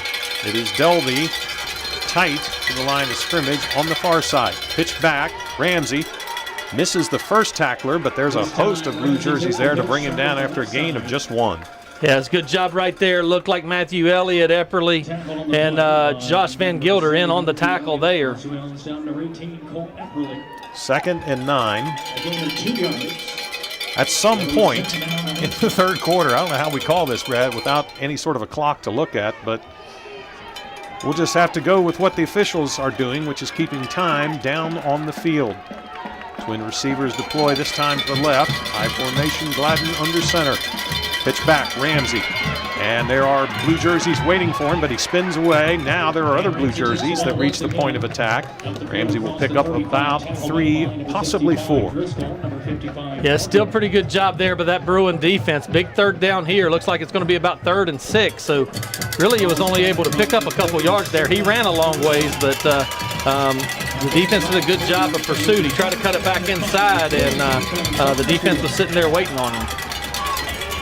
3rd and 4 from the 37 of Blacksburg. Twin receivers to the far side. Gladden under center. Handoff. Ramsey hit in the backfield. Spins away. He's got a host of blue jerseys that are going to bring him out of bounds at about the 35. And Blacksburg's defense has done it again. Yeah, I tell you what, that was big stuff right there. I tell you what, Craig Weaver came up first, made the initial contact, and the defense has been taught that it looks like the Ramsey kid likes to bounce it outside, and that's exactly what he did right there. But great containment by those Bruins, and brings up a loss on the play. 4th and 7 now for the Spartans, and it looks like they're going to try to punt the ball here. Nate Kraft in punt formation stands at his 20. Good snap. He puts his right foot into it. Another high kick that will warrant a fair catch, and this ball is going to bounce, and it's going to be downed at the 20. Wow, that was a great punt right there by Kraft. I mean, 45 yards. Yeah, that flips the field position, and you know the kicking game is such a crucial aspect of it, and you know he just sort of proved the point right there. Camden Wise has a scholarship to kick at JMU. I've got to think there is somebody that's going to look at number 40 across the way, Nate Kraft, and give him a scholarship as well. He is quite a kicker. Oh, absolutely, he is. So Blacksburg has it 1st and 10 from their own 24 on the far side hash mark. Babcock and Coffey to the far side. Tyquest Terry to the near side, a single H-back. Grant Johnston wants to hit Terry on a slant, and a little bit behind Terry at about the 32. He had to twist his body and couldn't quite hang on. Yeah, couldn't quite pull that one in. Like you said, it was just a little bit behind him right there. So that stops the clock with, well, take a guess. Yeah, I don't know. Second and 10 from the 24. Coffey is signaling that he does not have the play call. Now he does. He's on the far side with another receiver. Hudson is the H-back. Tyquest Terry on the near side. Handoff, Colton back. Nowhere to go. Colton will do well to get back to the line of scrimmage. Maybe he got a yard. Yeah, not a lot of room right there for Colton to go through. That defensive line collapsed in along with the linebackers of Salem, and produces very little yardage. So 3rd and 9 from the 25 for the Bruins. They trail in the game by the score of 21-18. We do not know how much time is left in the third quarter. The clock has malfunctioned. It is sitting at 0-0. Twins to the far side. Terry to the near side. Snap back. Johnston with a little bit of time steps up in the pocket, being pursued by Hale. He's going to run for it, and he's going to pick up the first down over the 35. Nice footwork by Grant Johnston. Great job there by Grant Johnston to see the open spaces. And, you know, Grant's got a little speed about him, too. You know, when he takes those steps, he at least gets about 2 yards every step that he takes with those big, long legs. And he shows what he's made of right there and picks up a big first down for the Bruins. He has somewhat of a gliding style of a run, but he certainly has some wheels. Twins to the far side, Terry to the near side again. Beck this time shifts to the left of Johnston. He gets the handoff. He bursts through, and he'll pick up about 2, maybe 3. It looks like he's going to get a pretty good spot up near the 38-yard line. Yeah, definitely a decent spot right there for Colton on that particular carry. Looked to me like he didn't make the 37, but the nose of the football is sitting on the 38 on the far side hash. Yeah, that's a pickup of 3 yards right there for Beck. The receiver swaps sides of the field. Now it's Babcock and Coffee to the near side. Terry in the boundary on the far side. Hudson the H-back. Beck to the right of Johnston, who claps his hands. Fake. And here is a pass batted up in the air at the line of scrimmage, incomplete. The intended target was Terry. He was well covered. Yeah, looks like number 17, Avery Close, got his hands on that one. Avery's coming in here at a 6'5" frame. Big third down right here for the Bruins offense. 3rd and 7 from the 38. 21-18, Salem leading in the third quarter. Same formation, twins to the near side, Terry to the far side. The H-back is Hudson.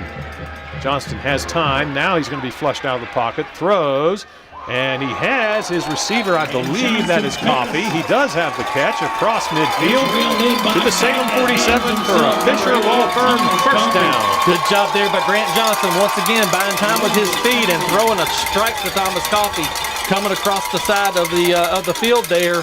And great catch going out of bounds. Moves the chains once again for the Bruins. Boy, a drive here, Brad, going the length of the field. What would that do for Blacksburg's confidence? It would be amazing. Twins to the near side, Terry to the far side. Johnston straight drop, has some time. Now he's going to be flushed. He's rolling to his left, throws, has his receiver. I believe that is Drew Babcock at about the 39-yard line. Now the official along the sideline comes in, waving his arms incomplete. He's saying the ball hit the ground. The one official called it a catch, and then the looked like the back judge came in and said no, must have hit the ground. And he was very emphatic with his call. You've got to think that he had good reason to come flying down the sideline and call that incomplete. The other official that was about 3 or 4 yards away from the reception called it good. Yeah, he must have saw something from the angle that he was at that the other one didn't, that's for sure. 2nd and 10.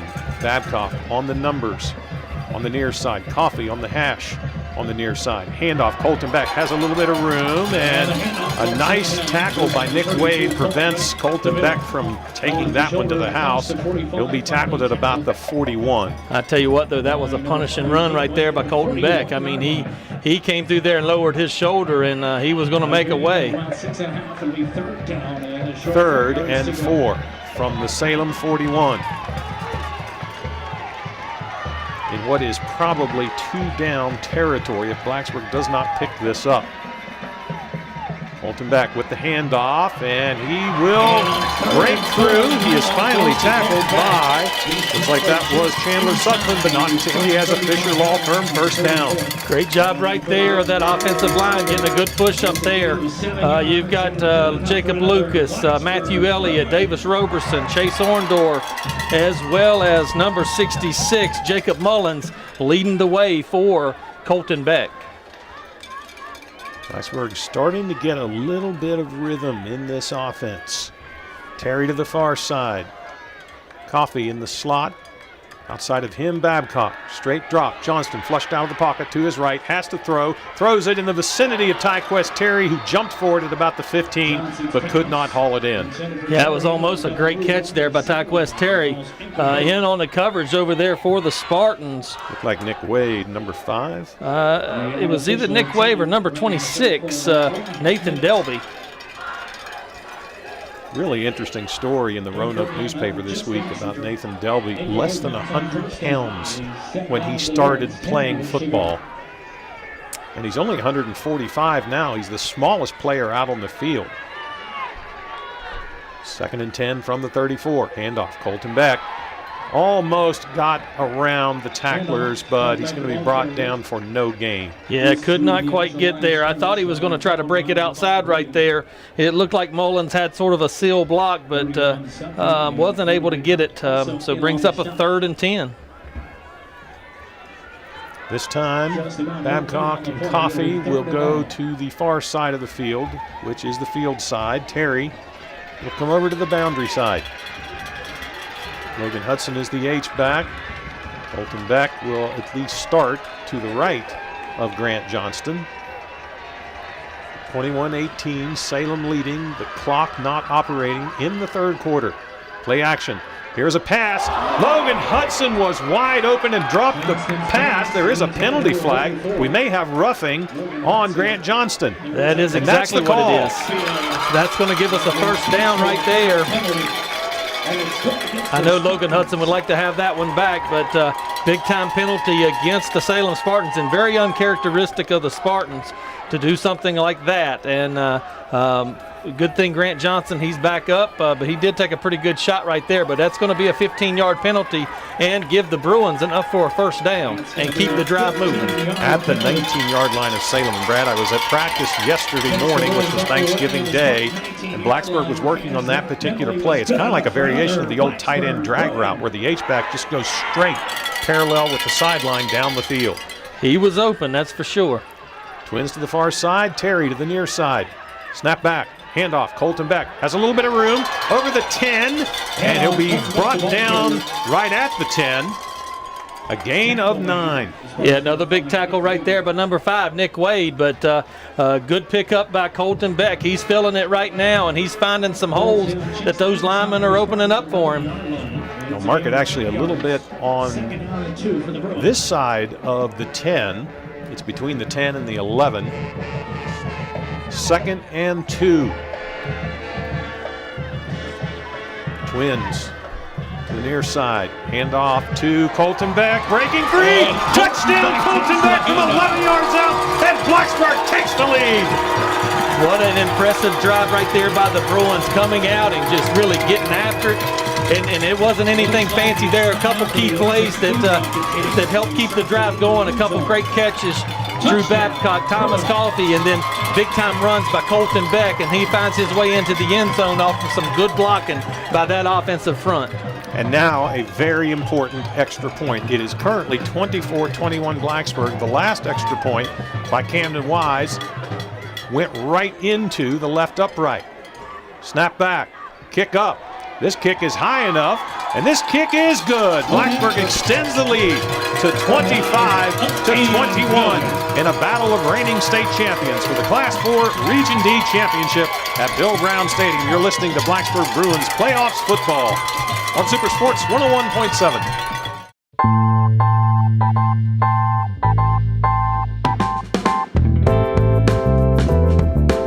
My name is Frankie Mentor. I've been with BT for approximately 1 year now. Blacksburg Transit is the ideal job for any student because we are very willing to work with everyone's schedule. The pay rate is better than anything else you're going to find in and around campus. The training department is excellent here. You go through very in-depth training. It's a lot of fun. The people here are great. Like I said, the training staff is awesome. Everybody that works here that I know is just awesome. With Blacksburg Transit being such a large part of the infrastructure and for the town and for Virginia Tech, it feels good to be part of something that makes you feel like you're making a difference. I think students who drive a bus during their college career, I feel like will look back on the memories that they experienced during driving a bus and smile on them, you know. After a 14-play drive of 76 yards, Colton Beck caps it off with an 11-yard touchdown, an extra point by Camden Wise, and Blacksburg Bruins take the lead 25-21 here in the third quarter. It is the first time tonight that Blacksburg has taken the lead. Here is the kickoff, and it's going to carry Joseph Quinn into the end zone, and that will be a touchback. Well, Brad, the defense set the tone on that very first series. That gave the offense some momentum. Blacksburg has had the momentum here in this third quarter. Let's see if the defense can keep it up. Yeah, we got to keep them out of the end zone. You know, that was a big extra point, as you mentioned there before, because it gives us a 4-point lead. But that defense has been cranking pretty good here in this second half so far here in the third quarter. We've got to make sure that we're maintaining that. A single receiver on either side. of the line. Split backs, Gladden under center. Quick pass to the side. It is Viante Tucker, and he's being stopped by 3 Bruins. Great job right there. It looked like Brian Mitchell, Camden Wise, and Cole Epperly in on the tackle over there, not giving him any room. It was basically just a flash pass out to the side and brings up a 2nd and 10 for the Spartans from the 20-yard line. Salem trying to take a page out of Blacksburg's playbook on that particular play. This time Tucker will split to the near side. A single receiver to the far side. Again, it is split backs in the backfield, not the power ride that Salem is famous for. Here is the handoff. This is Ramsey, nowhere to go. He's down at the 21. I tell you what, that defense is cranking right now. Looked like number 30, Brian Mitchell, coming up for the first hit, and then it was a slew of Bruins after that. I am not sure what the defensive coaches did at halftime, but whatever they did, it has worked so far in this third quarter. 3rd and 9 for Salem from their 21. Huge play right here. As crazy as it is here in the third quarter, this is a huge play for this team. And Blacksburg has to hurry Chase Horndorf onto the field. Now we're going to have a timeout called by Blacksburg. I think Blacksburg had 12 men on the field. We have a timeout on the field. Well, it's smart call right there to basically call the timeout and pick up on that. They had ran Chase Orndorff onto the field, but I didn't see anyone come off, so I believe that was the issue. I think we had 12 on the field there.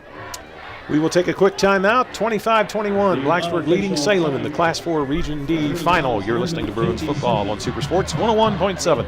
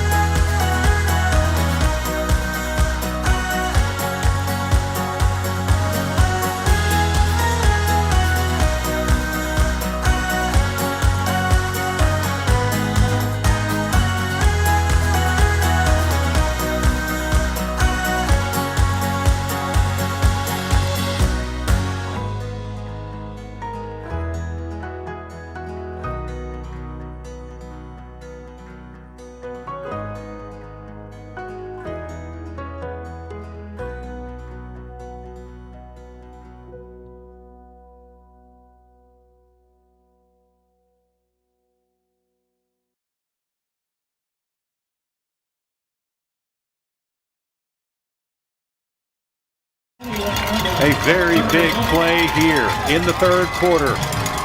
3rd and 9, Salem from their 21. Twin receivers. Here is Gladden. Dropping, throwing, going long for Viante Tucker. Covered by Tyquest Terry. No, check that. Covered by Noah Ramsey. It is incomplete, and Salem will be forced to punt. 4 on 4 right there, and Noah Ramsey was right step for step with Viante Tucker. And the ball was basically carrying out of bounds, but perfect coverage by Noah Ramsey right there on the deep pass. The Salem Spartans have the ball at the 21, 4th and 9, and they are going to have to punt to the Bruins once again. Blacksburg's defense is rising to the occasion here in the third quarter. We do not know how much time is left. If you just tuned in, the stadium clock began malfunctioning right before halftime, and it is at 3-0. We have no idea at what point we are in the third quarter. My sense, Brad, is that we're probably about 3/4 of the way through the third quarter. I would think so. Nate Kraft stands at his 5. Snap back. Here is his kick, and this one is off the side of his foot. It's going to get a very good roll, however, and go out of bounds at the Blacksburg. Let's see where the official spots it, right at the 40. Wow, once again, great field position here for the Bruins. We've got to capitalize here on this field position. If we can find a way to take this ball down the field and score, it really changes the dynamics of this football game. A 39-yard punt for Nate Kraft with the roll on the kick. 1st and 10, Blacksburg. Tyquest Terry in the boundary. Thomas Coffey and Drew Babcock are the receivers. Coffey is on the hash. Here's a snap back. Colton Beck with the run, breaking through, and he'll have a pickup of about 5. He was one tackler away from going to the house. Yes, he was. I'm going to tell you what now. You sit here and watch it. It's right on top of us right now, Mark. You're talking about some licks being thrown out there. This is a physical football game on both sides of the ball. You know, I saw Colton Beck take a shot right there. He's delivered some shots, and, I mean, it's happening on both sides of the ball for both teams. There are no boys playing this game tonight. These are men, young men, but these are men. Colton Beck has a gain of about 4, and you could have, Brad, called a spearing penalty on Nick Wade. He went helmet to helmet on Colton Beck with no call. Yeah, there wasn't a call right there. Pretty tough officiating crew here tonight. I don't know where they're out of, but very tough crew. A big 3rd and 1 Blacksburg from their own 49. Now, Grant Johnston will look to the side. Comes set again, hand off. Colton Beck has the Fisher Law Firm first down to about the 47-yard line of Salem. I tell you what, you can't say enough about Colton Beck here, running hard. He's holding, I don't want to jinx him here, but he's holding on to that ball tight, and that offensive front is came out here in this second half to play football. And that's what I was getting ready to say. I don't want to jinx it, but this offensive line, Brad, has come out here in the 3rd quarter, and they are owning the line of scrimmage. 1st and 10 Blacksburg from the 47. Might be a down to go deep. Colton Beck switches to the left side of the quarterback. Grant Johnston will roll to his right, being pursued, has some room, throws. He went towards Thomas Coffey, and we're going to have a penalty flag thrown along the 45-yard line. It's going to be an illegal lineman downfield. Looked like our offensive line thought that Grant was going to run right there, so they was going down the field to try to make a block, and they get us 4 illegal linemen down the field there. It's going to move us back. It's going to be a 1st and 15 here for the Bruins. Yeah, that's a tough break right there. You know, they might want to, it depends on what Salem decides here, they might want to cancel or decline the penalty and bring up a 2nd and 10. Talking to Coach Mackenbauer now over on the Salem sideline, waiting for the decision here. He wants to move them back. And I was talking to him briefly down on the field before the game, Brad. Boy, what a class act. I'm going to tell you what, Stephen Mackenbauer, I played against him and I've coached with him. And he is one fine man, and he is one great football coach as well. So 1st and 15 for the Bruins from their own 48. Tyquest Terry is near the Salem sideline. Coffey and Babcock are the receivers to the near side. The H-back Hudson on the right side of the line. Here is a swing pass out of the backfield to Colton Beck. He breaks free. He could go all the way, and he will go all the way. Touchdown Blacksburg, a 48-yard catch and run by the Express.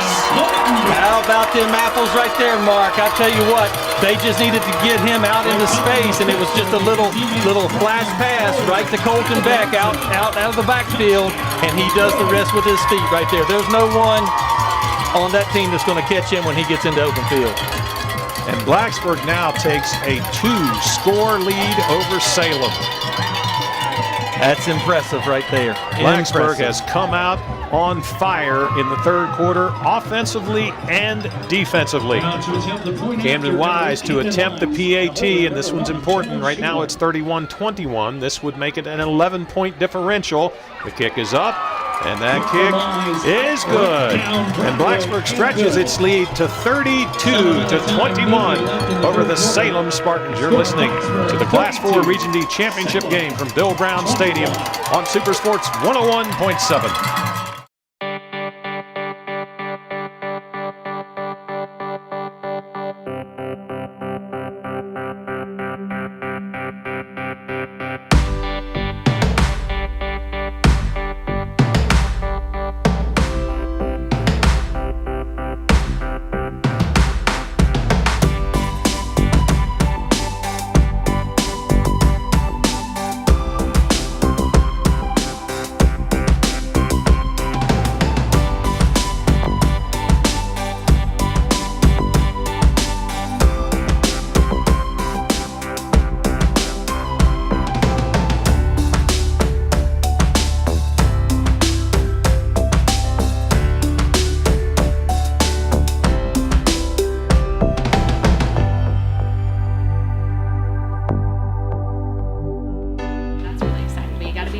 Oh, look, Sam is ready to rock this. He wants to hear that.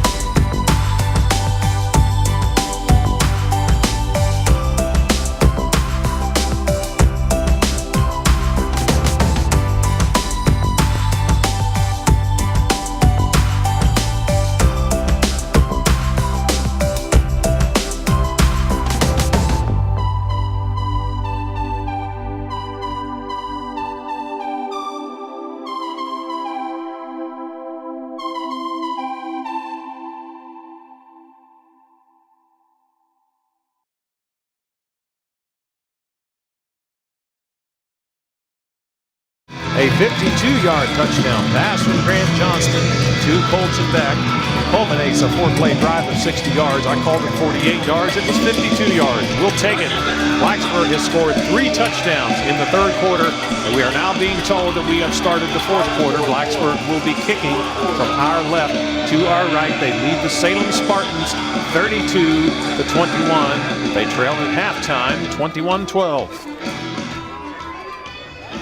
Well, what a third quarter here for this Blacksburg Bruin football team. They have came out on fire, but they can't let up right now.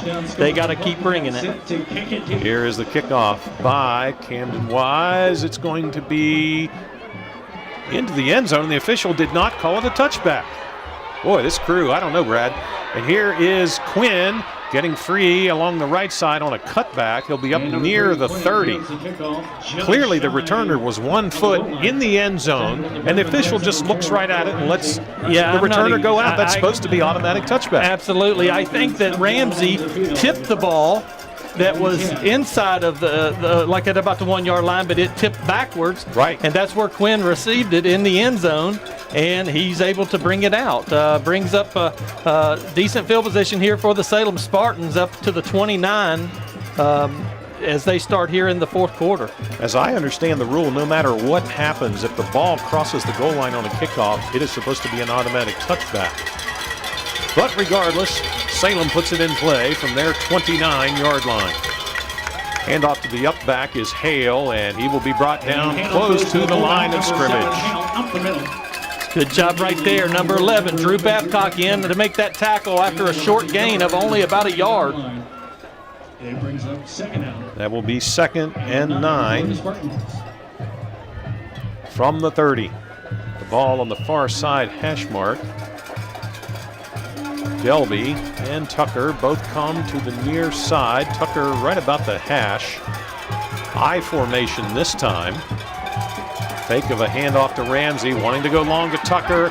And he's got the catch at about the 35-yard line. He was well defended, but he jumped up over Noah Ramsey and hauls it in. That's a great play there by Viante Tucker. You can't take that away from him. Great football play, athletic play, and coverage couldn't have been much better by Noah Ramsey on that particular play. 1st and 10 for Salem from the Blacksburg 37. This time the receivers are to the right side. Gladden rolling, avoids the rush, throwing deep for Tucker, and it's through his hands in the end zone. A well-thrown ball by Jack Gladden. Boy, I tell you, Brad, we saw him in week 5. He was not making throws like that. No, that's for sure. But I tell you what, anytime you're in a Steve Mackenbauer offense, you're going to end up with a good quarterback, and that's exactly what Jack Gladden is right there. Now, he was able to get a step on Noah Ramsey on that particular play, but Tucker wasn't able to come up with the catch.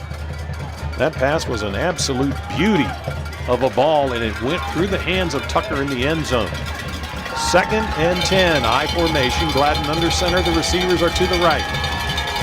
Pitch back to Ramsey. He cuts it back in. There is a penalty flag. There was motion on the play, and Ramsey does pick up about 8 or 9, but I think this one will come back. Yeah, it should come back. There was motion over there on one of the receivers, so I believe that this play will come back.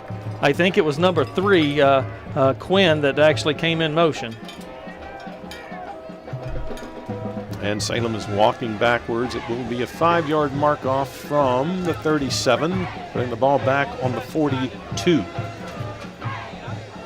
Early in the fourth quarter, we don't know exactly at what point in the fourth quarter. If you're just tuning in, the stadium clock has shown 3 zeros for the entirety of the second half, and we will not have a clock. Should this game get down to the wire, Brad? I don't know how we're going to call it. I guess we'll just call the plays. It's going to be tough to call. That's a great penalty right there for the Bruins. Unfortunate for the Spartans, but we will definitely take it. It's going to make a 2nd and long here for the Salem Spartans, and that's what we want. We want to get them behind the chains, and they've tried to go deep a couple times to try to loosen our defense up a little bit, and they weren't able to take advantage of one particular pass there. So let's see if the defense is able to hold 2nd and 15 here from the 42. They put a single receiver on either side of the offensive line. Quick pass, Gladden batted up in the air and caught by Salem. And going in for the touchdown is Avery Close. The ball was batted, it came down to Close, and he takes it into the end zone from 42 yards out. It's 32-27 Blacksburg. Yeah, that's a big play right there. That's that tight end. It was just basically a tight end dump. And 42-yard reception for Close. It looked to me like Blacksburg had batted it a little bit, and the end result is not what Blacksburg wanted. Salem gets their first score of the second half. You have to think they're going to go for 2 here to try to make it a 3-point game. With a kicker like Nate Kraft, that is a strategy that could well pay off. Wow, that changed the tables quickly here. It will be important for Blacksburg's offense to come out and answer. Twin receivers relatively tight to the line of scrimmage. I formation. Quinn in motion to the far side. Gladden rolling to his right, throwing over the middle, and it is no good. The pass hit the ground near the goal line. It was intended for Tay Hale, and the score remains Blacksburg 32, Salem 27. You're listening to the Class 4 Region D Championship game from Bill Brown Stadium in Blacksburg on Super Sports 101.7. My name is Kathy Baker, and I have worked for Blacksburg Transit for a little over 5.5 years. I myself is what might be termed an empty nester. My children have moved out of the house, gone off to college, so it's a great opportunity for me to provide a second income in our household. It gives me something to do during the daytime. You know, BT is fairly flexible in terms of hours, so that it's possible to kind of create your own schedule that will blend in with the other parts of one's life. Yeah, I just think that working at BT is a great job. I work with a great group of people. I really like my job. I like the ability to have the responsibility to take a bus out and be tasked with that responsibility and drive in a safe manner and provide great customer service to our passengers. And it's a lot of fun. Salem scores to bring it to 32-27. Blacksburg. Here is the kickoff by Nate Kraft, as he has done most of the night, all of the night on his kickoffs. This one goes into the end zone for the automatic touchback, and Blacksburg will have 80 yards in front of them. Well, you know, so far our offense has been doing a good job here in this second half of moving the ball, picking up plays when we need it. The offense needs it more than ever right now. I'll say this, Brad, if you did not have a dog in this particular fight, you just wanted to watch a good high school football game, you're getting your money's worth. Absolutely. A lot of people are here getting their money's worth. Tyquest Terry to the far side. Coffey and Babcock to the near side. The H-back is Hudson. Handoff Beck. Brought down immediately. Knifing in to make the tackle was Chandler Sutphin. He has a good open field tackle right there by Sutphin. Gets Beck before he gets to cranking. That's generally how you have to stop Colton Beck. You've got to get him within 2 or 3 steps of when he gets the handoff, and that is exactly what Salem did on that particular play. No gain. 2nd and 10. Twin receivers to the near side, which is the field side. Tyquest Terry in the boundary. Here's a design quarterback run by Grant Johnston. He goes straight ahead and he gets hammered after a gain of maybe a yard. Yeah, he took a pretty good shot right there. And the Salem crowd, which has been relatively quiet for the majority of this second half, is now making some noise across the way. Big third down here for the Bruins. 3rd and 9 from the 22-yard line. 3rd and 8. Twin receivers to the far side. Single receiver near side. Johnston rolling to his left. In trouble, and he goes down. It was an open field tackle by Van Richardson that tripped him up, and Blacksburg will have to punt. Yeah, that's the first time that the Bruins have been stopped here in the second half, and that defense of Salem just basically was sending the house right there. The line of scrimmage is the 22.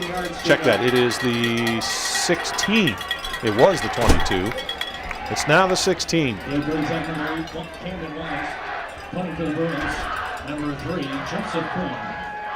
Standing to receive the kick is Quinn at midfield. Here's the punt. It's away. It's a little bit of a wobbly kick. Takes a really good bounce. Quinn will pick it up at about the 45 and be snowed under.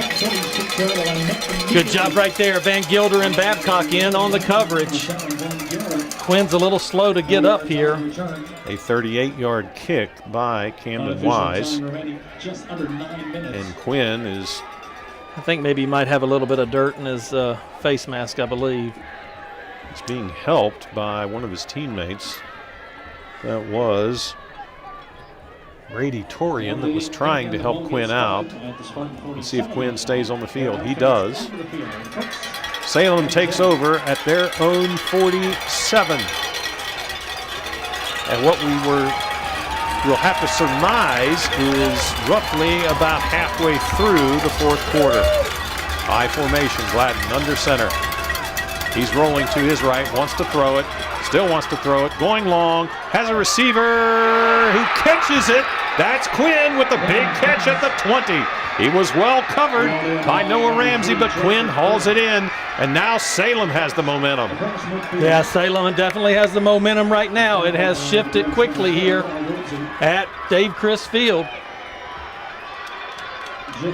It has been the passing attack that has gotten Salem back into this game when it looked like Blacksburg was firing on all cylinders in the third quarter. The passing attack and the right arm of Jack Gladden is leading the Spartans back. Gladden under center, pitch back to Ramsey. Tries to get around the right side, and he'll pick up maybe about 3. Yeah, not a lot of yardage right there. Looked like Brian Mitchell as well as Cole Epperly in on the tackle over on the sideline. But he's able to pick up a little bit of yardage. I would normally say that stops the clock, but that clock's been stopped the whole second half. Yeah, this is really unfortunate. It's unfortunate for the crowd as well because that makes it just hard for the game. You know, the teams are definitely being told the time, but it's hard for the atmosphere here. Gladden straight drop, has time, throws into the end zone, wants to hit Tucker, and it's knocked away beautifully by Camden Wise. Good play right there by Camden, brings up a 3rd and long for the Spartans. Well, I think here, Brad, if Blacksburg can hold Salem, we might see Nate Kraft come on and try a field goal. Definitely might.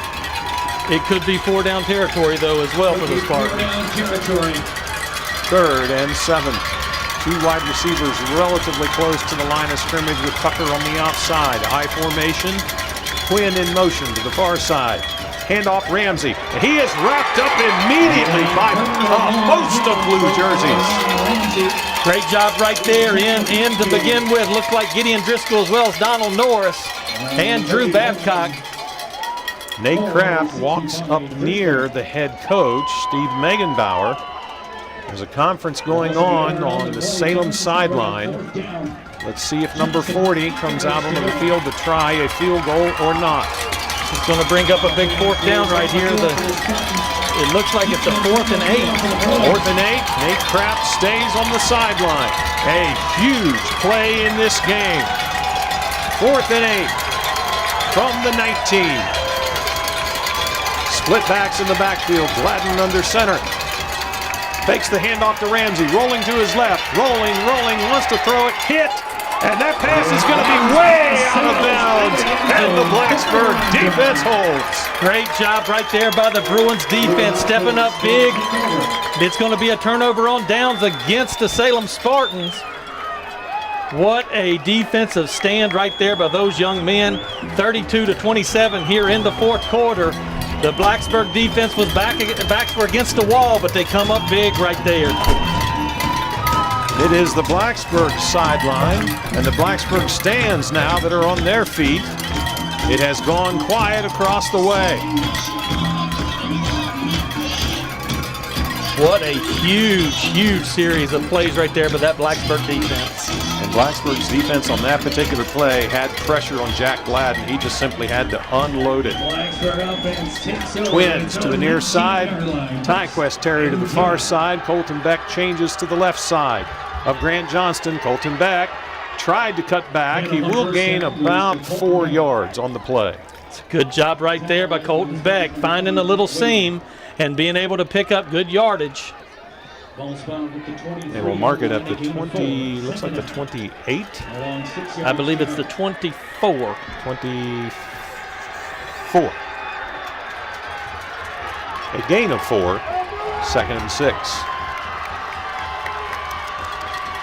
Beck to the right of Johnston, Twins to the near side, single receiver far side. Colton Beck gets the carry and continues to power his way forward up to the 30, dragging tacklers for a Fisher Law Firm first down. I tell you what, that's what you got to have right there. That's senior leadership at its finest. He just was not going to be denied of that first down marker. And anyone who thinks Colton Beck is all speed needs to watch that play on tape. Last year when the playoffs started, in my opinion, that's when Colton Beck became a football player. He had speed. Everybody knew he had speed. But that's when he found out how to lower that shoulder and get after it. Same formation. Terry to the far side, 2 to the near side. Handoff Colton Beck. He gets it up to about the 34-yard line. Once again, another good pickup and good job by the offensive line getting that seam there for him. Blacksburg would love nothing more than to drain this clock. Unfortunately, we can't get a gauge on how much draining they need to do without the clock being available at the stadium. 2nd and 7 from the Blacksburg 34. Same formation. Hudson is the H-back. Pass out in the flat and a little bit of confusion between Thomas Coffey and Drew Babcock. And the pass falls incomplete. 3rd and 7. Big third down right here for the Bruins. Sounds like there was 6 minutes left on the clock is what I just heard the PA announcer relate to the stadium crowd. Roughly halfway through this final period of what has been a terrific football game here tonight at Bill Brown Stadium. 3rd and 7, straight drop. Johnston flushed out of the pocket, rolling to his right, rolling, and just throws it out of bounds. Blacksburg will have to punt. Here is a penalty flag thrown along the Blacksburg sideline. He's waving it off. There was the receiver here. The H-back was out in the vicinity. So Blacksburg will punt it away from its own 34. Well, if we ever need a booming kick right here by Camden Wise, this is the time. It is Quinn who is backing up to about the 35 of Salem. The ball right in the middle of the field.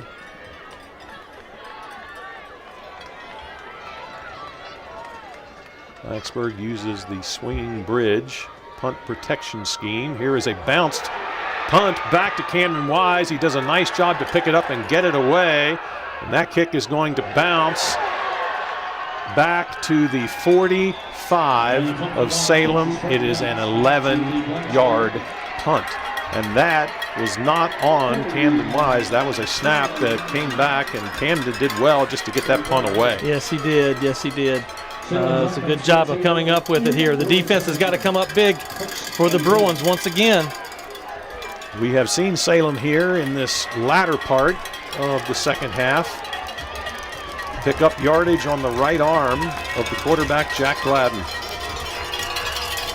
Salem has it 1st and 10 at their own, check that, at the Blacksburg 44.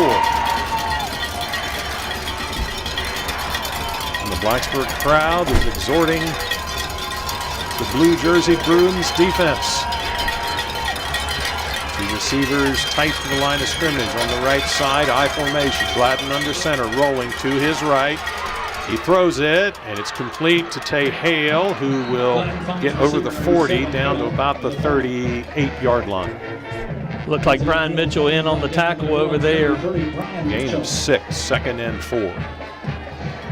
A gain of 5 yards brings up 2nd and 5. Actually mark it back in Blacksburg's favor just a bit. So it's a gain of 5, 2nd and 5. Wade deploys to the near side. Tucker along the Salem sideline, I formation, Gladden under center. Hands it off straight ahead to Ramsey, who hops and has room to go. He could go all the way, and he will. And Salem has retaken the lead. Handoff up the middle. 33-32, Salem leads it on a long touchdown run of 39 yards by D'Angelo Ramsey. He jump hopped his way through a couple of defenders, shifted, went to his left, and he cut around the Blacksburg defense.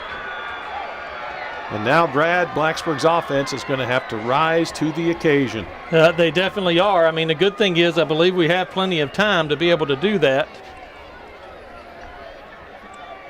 Salem is, I believe, going to go for 2.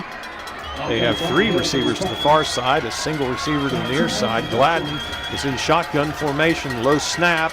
Gladden throws into the end zone. It's intercepted!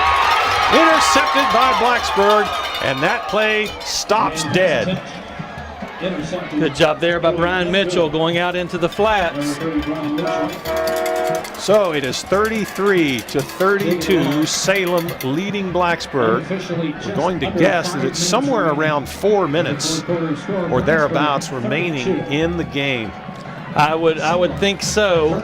I wish we could give the audience at home a time frame, but unfortunately we do not know ourselves. Interesting to note, Brad, up here in the press box, we look down in the Blacksburg stands. There are people everywhere with their cell phones out, texting the score to all of their friends. Just an indication of where technology is today. Yes, it is. And I'm sure a lot of them are probably trying to check on the Virginia Tech game as well. But I tell you what, the fans that left Blacksburg and went to Charlottesville are missing one heck of a game here between the Blacksburg Bruins and the Salem Spartans. How big is that extra point that clanked off of the left upright earlier in this game now? Yeah, huge, huge. Salem also blocked an extra point earlier in this game. And it's number 40. So Nate Kraft will kick it away. For the Spartans. He has put every one of his kickoffs this evening into the end zone. Number 6, Tommy Quest. He approaches the football, puts his foot into it, and this one will also go into the end zone. That is a weapon. Oh, absolutely. He is quite the kicker. Quite the kick specialist. 33 for Salem, 32 for Blacksburg.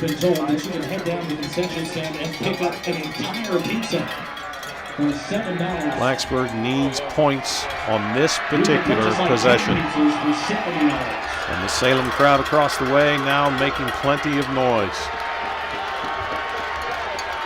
Quest Terry to the far side, stacked behind a receiver. He comes in motion near side. Handoff Colton Beck, and he's brought down for no gain. Salem now has the momentum. Boy, Brad, this has been a game of momentum. Yes, it sure has. Blacksburg had it the entire third quarter. Salem has had it so far the entire fourth quarter. I don't know who had it the first quarter because both teams were giving up turnovers right and left. Yes. 2nd and 11. Colton Beck will lose a yard on that previous play. Terry in motion to the near side. A drop by Grant Johnston, rolling to his right, throwing, has Colton Beck open, but the pass took too long to get there, and Deontay Tucker knocked it away. Otherwise, Colton would have hauled it in at about the 45, 3rd and 11. Yeah, I'll be honest with you, Mark. I think there could have been a little bit of contact there before the ball got there from behind. It looked to me like Colton Beck had been hit just a little bit from the backside. Officials believe that it was right on time. I couldn't tell. I could be just a little bit biased, but it looked to me like it was a little early. Looked to me that it was a clean play by Tucker. It may have been another player. So Babcock and Terry are on the field side closest to us. Coffey on the other side. Grant Johnston has the snap. He's trying to run with the football, and he's going to be brought down close to the line of scrimmage. I have no idea what happened on that particular play. He had time, but pulled it down and took off. Yeah, I'm not real sure. It looks like Blacksburg sending the punt team out. I'm going to guess, Brad, there's somewhere around 3, maybe 2 minutes left in the game. And it's got to be very hard for the coaches to use clock management and decide when to use their timeouts when they don't see the scoreboard. Right. Here's another low snap. Cameron Wise gets it away, and it's a good kick. And this is going to take a terrific bounce. It's going to go dead at about the 34-yard line. That's a good job by Camden Wise to get that one off. Again, the snap was a little bit low and bounced on the ground. A 47-yard kick by Camden Wise, which is exactly what Blacksburg needed. And now Blacksburg needs its defense to maybe come up with a turnover here, Brad. That would be the ideal scenario. Yes, that's exactly right. I sure wish we knew how much time was left. We are fairly confident saying it is the latter stages of the 4th quarter. Well, I think that you're going to see us get a heavy dose of Angelo Ramsey right here. I would not put it past Steve Megenbauer to take a deep shot, though, to try to sew this thing up. But here is Ramsey running hard, carrying tacklers with him. He'll have a gain of 9. Number 9. I'll tell you what, he runs hard. He runs real hard. Ball spotted just past the 42-yard line. Well, regardless of how this one turns out, Brad, I think you could use the word classic to describe this particular game. This is pretty much old school Blacksburg-Salem games. I can remember for years, Blacksburg-Salem games came down to 1 or 2 points, and it looks like it could be the case again on this one. 2nd and a long one for the Spartans from the 43. Gladden is in no hurry to get the snap off. Handoff straight ahead is Ramsey, and he bowls his way up to the 45-yard line. Number 7, Tay Hale, the ball carrier. And the clock will stop. It's being kept on the field, but the clock will stop as the first down chains are moved. They're now in place, and the officials are going to say Blacksburg is calling timeout. So you got to think, Brad, this clock is getting down to a point where Blacksburg is going to have to start using those timeouts judiciously. Well, and the thing that we have to remember, Blacksburg had to use a timeout early in the second half because we had 12 men on the field. And, that's going to come back on us here a little bit. Now Blacksburg uses this timeout. That only leaves us with 1. 33-32, Salem leading in the game. One of these teams is going to go away heartbroken tonight after this one. Before we start the action, on behalf of the Blacksburg football team, I'd like to thank Poor Billy's for providing the team meals for the team this week. Salem has a fresh set of downs with which to work. At their 45, Blacksburg has broken its timeout huddle. Salem still huddled on their side of the field. Now they break and come out to the line of scrimmage. Hale and Ramsey are behind the quarterback, Gladden, who's under center. Pitch back. Ramsey running to his right. Has room. Over the first down marker or close to it. They will call him out of bounds at the 47-yard line of Blacksburg. Yeah, he does run out of bounds, so that does stop the clock, so that's a benefit for the Bruins. Blacksburg 48-yard line. But it is a pickup of 7 yards, 2nd and 3.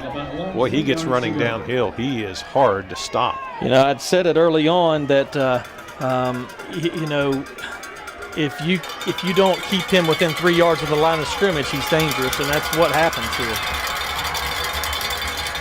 2nd and 3 from the Blacksburg 48. Hand off to the up back Hale. He dives forward. He will be a yard short. He will be down at about the 46-yard line, and Blacksburg has called another timeout. So, Brad, you've got to think this game's down close to the last minute or two. Yeah, this is going to bring up a 3rd and 1 right here. And I've got to think, Brad, even if Blacksburg's defense stops Salem on this particular play, you're going to see Salem go for it on 4th down. They very well could, or they could look for the field position game. Salem's pretty well known for the field position aspect to try to make them go a full field. But they've had some decent luck, you know, with Ramsey running the football along with Tay Hale.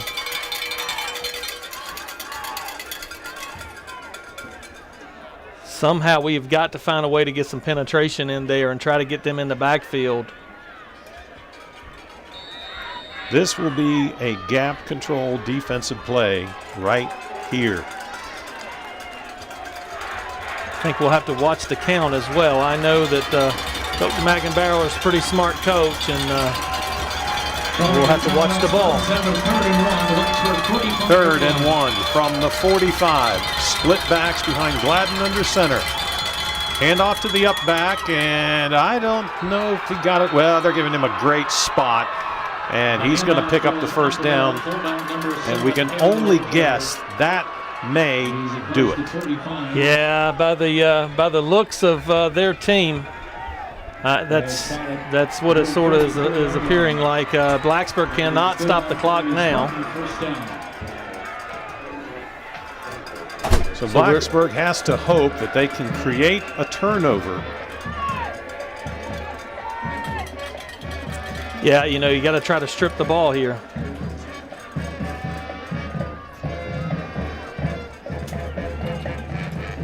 First and 10, Salem from the 43. Split backs, almost a cropped wing formation. Gladden under center, snap, handoff. Hale rumbling his way ahead, and he's going to be down near another 1st down. Yeah, it looked like the Bruins were just trying to strip the ball right there. And Salem believes that they are close to winning this game. The clock may be just about over with. What a heartbreak this will be for the Bruins if this score stands.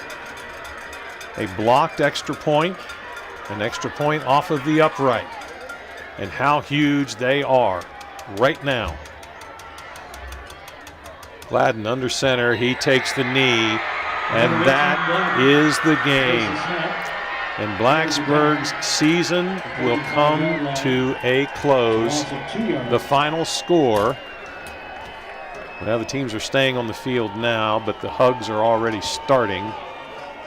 33-32 is going to be the final score in this game, and one of the greatest Blacksburg regular seasons in history is going to come to a close. It looks like this will be the final play of the game.